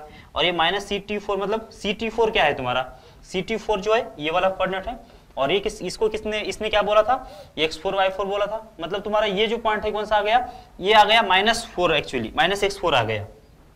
ये की वैल्यू कितना आ गई, माइनस आ गई x4, बराबर ना। तो ये की वैल्यू तो आ गई तुम्हारी -x4। अब y की वैल्यू देख लेते हैं कितना आएगा, b की वैल्यू कितना आएगी वो देख लेते हैं। तो b कितना आएगा, तो तुमको तो इसका रेसिप्रोकल तो मालूम नहीं है ना, तो तुम क्या कर लो, सबका एलसीएम सेम कर लो। तो ये t1 होगा, ये t2 होगा, ये t3 होगा, ऐसे ना। तो t1 t2 t3 ऐसा होगा। तो यहाँ पे कितना आना चाहिए, यहाँ पे t1 था लेकिन t2 और t3 नहीं था, यहाँ पे t2 था लेकिन t1 और t3 नहीं था, और यहाँ पे t1 और t2 नहीं था, ऐसा कर लेंगे। तो अब देख लो, ये t1 t2 ये इसका जो प्रोडक्ट आएगा कितना आना चाहिए। ओके, तो क्या करेंगे इसमें, देखो यहाँ पे t को यहाँ पे एडजस्ट कर लेता हूँ मैं, t4 को मल्टीप्लाई कर लिया और t4 को डिवाइड कर लिया। तो ये ऊपर जो बनेगा ना c इंटू यहाँ पे होगा t2 और ये होगा t3 और ये होगा t4, फिर t1 t3 और ये होगा t4, फिर t1 t2 और होगा t4, ये पूरा ऊपर आ जाएगा। नीचे कितना आना चाहिए, नीचे आएगा t1 t2 t3 और ये t4, ये नीचे आ गया, ठीक है। अच्छा यहाँ से ये फिर से रूट पे आ जाते हैं। देखो यहाँ पे इसके 3 रूट्स है, तो अब इसका दोनों का प्रोडक्ट आएगा a²/c², उसका तो हमको चाहिए नहीं है। अब तीन में से एट ए टाइम 3 रूट्स ले लो, कौन सा आएगा, t1 t2 t3, मतलब t1 t2 के साथ मैंने क्या ले लिया, t1 t2 के साथ t3 ले लिया। अब एक बार क्या कर सकता हूँ मैं, t1 t2 के साथ t4 भी ले सकता हूँ, ये दूसरा पॉसिबिलिटी। फिर t2 को छोड़ देता हूँ मैं, t1 t3 और t4 ये एक ले सकता हूँ, या फिर क्या ले सकता हूँ, प्लस t2 t3 और t4 ये एक ले सकता हूँ। तो इन सारों का जो आंसर आ जाएगा कितना आएगा, 0 आ जाएगा। क्यों, क्योंकि कांस्टेंट t की टर्म यहाँ पे है नहीं, इसके साथ तो t क्यूब का टर्म आएगा, दोनों साथ t² का टर्म आएगा, 3 के साथ t का पावर 1 का टर्म आएगा, वो नहीं है, मतलब इसका आंसर 0 आना चाहिए। तुमको यहाँ से देख लो, यहाँ पे कौन से टर्म्स है, t2 t3 t4, ये है t1 t3 और t4 है, t1 t2 t4 भी है, मतलब 2 नहीं है, t1 t2 और t4 नहीं है, देखो ना, t1 t2 t4 भी है, 2 3 4 है, मतलब ये है 2 3 4 कहाँ पे, ये वाला है, ठीक है। फिर बाद में कितना है, 1 3 4 है, 1 3 4 मतलब ये भी है, फिर बाद में कौन सा है, 1 2 4 भी है, 1 2 4 मतलब ये भी है, मतलब t1 t2 t3 वाली टर्म नहीं है। तो इन तीनों का जो आंसर आएगा कितना आना चाहिए, t1 t2 और t4 प्लस दूसरा कौन सा, t1 T3 और ये T4 प्लस कितना T2 T3 और ये T4, इसका जो आंसर आना चाहिए कितना आना चाहिए, माइनस टाइम्स कितना आएगा T1 T2 और ये T3 होगा। ठीक है, तो ये जो वैल्यू है वहां पे रख देते हैं। ठीक है, यहाँ पे रख देते हैं इसके बदले, तो इसके बदले कितना आएगा, ये आ जाएगा T1 T2 T3, तो ये C टाइम्स होगा माइनस T1 T2 और ये होगा T3 और नीचे भी कितना है T1 T2 T3 और ये होगा T4, तो ये तीन कैंसिल, ये तीन कैंसिल, तो कितना आएगा माइनस C अपॉन हो जाएगा T4, और ये किसके बराबर है, ये माइनस Y4 के बराबर, बराबर ना। तुम्हारा B कितना आया माइनस Y4 आ गया, ये कितना आया माइनस X4 आ गया, मतलब minus X4 comma minus Y4, ये तुम्हारा क्या होना चाहिए, इसका अर्थ सेंटर होना चाहिए और ये C ऑप्शन तुम्हारा हो जाएगा। ठीक है, अच्छा ये तो तुम ऐसे प्रूव कर सकते हो। ओके, एक शॉर्टकट भी याद रख लो तुम, अगर T1 T2 T3 ये तीन पॉइंट कहां पे है, रेक्टेंगुलर हाइपरबोला पे है, और इन तीन पॉइंट्स का P ऑफ T1 फिर Q ऑफ T2 फिर R ऑफ T3, इन तीनों पॉइंट से जो पास कर रहा है ट्रायंगल, उसका अगर अर्थो सेंटर तुमको चाहिए तो जो अर्थो सेंटर आता है कैसे आता है देख लो, ये माइनस हो जाएगा C अपॉन कितना T1 T2 और T3 कॉमा कितना आना चाहिए माइनस C इंटू होगा T1 T2 और ये T3 होगा। ये तुम याद रख लो, क्योंकि इधर से ये अगर याद रख रहे हो, ये क्या है तुम्हारा H है, ये अगर याद रख रहे हो तो तुमको इतना करने की जरूरत बिल्कुल भी नहीं है। ठीक है, और ये चार रिजल्ट तुम याद रख लो, T1 plus T2 plus T3 plus T4 equal 0, फिर चारों का प्रोडक्ट कितना आएगा -1 आएगा। अगर तुमको ये इसका रेक्टेंगुलर हाइपर क्या हो जाता है, ये अगर ये आर्थो सेंटर अगर ये मालूम है तो तुमको ये चारों का प्रोडक्ट भी मालूम है। देखो यहाँ पे T1 T2 T3 T4 कितना आएगा 1 आएगा, तुम इसकी वैल्यू निकालना चाहते हो T1 T2 T3 की 1/T4 होगा, तो यहाँ पे रख दो 1/T4, तो तुम्हारा जो आर्थो सेंटर आएगा यहाँ से डायरेक्ट ही मिल जाएगा। इसका वैल्यू कितना है 1/T4, मतलब कितना आएगा -T4 हो जाएगा, यहाँ पे -T/T4 हो जाएगा, -T/T4 हो जाएगा। और ये क्या है तुम्हारा, ये है X4 माइनस में और ये -Y4 है। तो तुमको अगर ये प्रॉपर्टीज मालूम है तो ये 2 ही सेकंड का ही प्रॉब्लम था, वैसे ये सिर्फ टिक करने की जरूरत थी तुमको यहाँ पे, बाकी ये बनाने की जरूरत नहीं पड़ेगी। ठीक है, तो आज क्लास में इतना ही, मिलते हैं अगली क्लास में। जय भारत।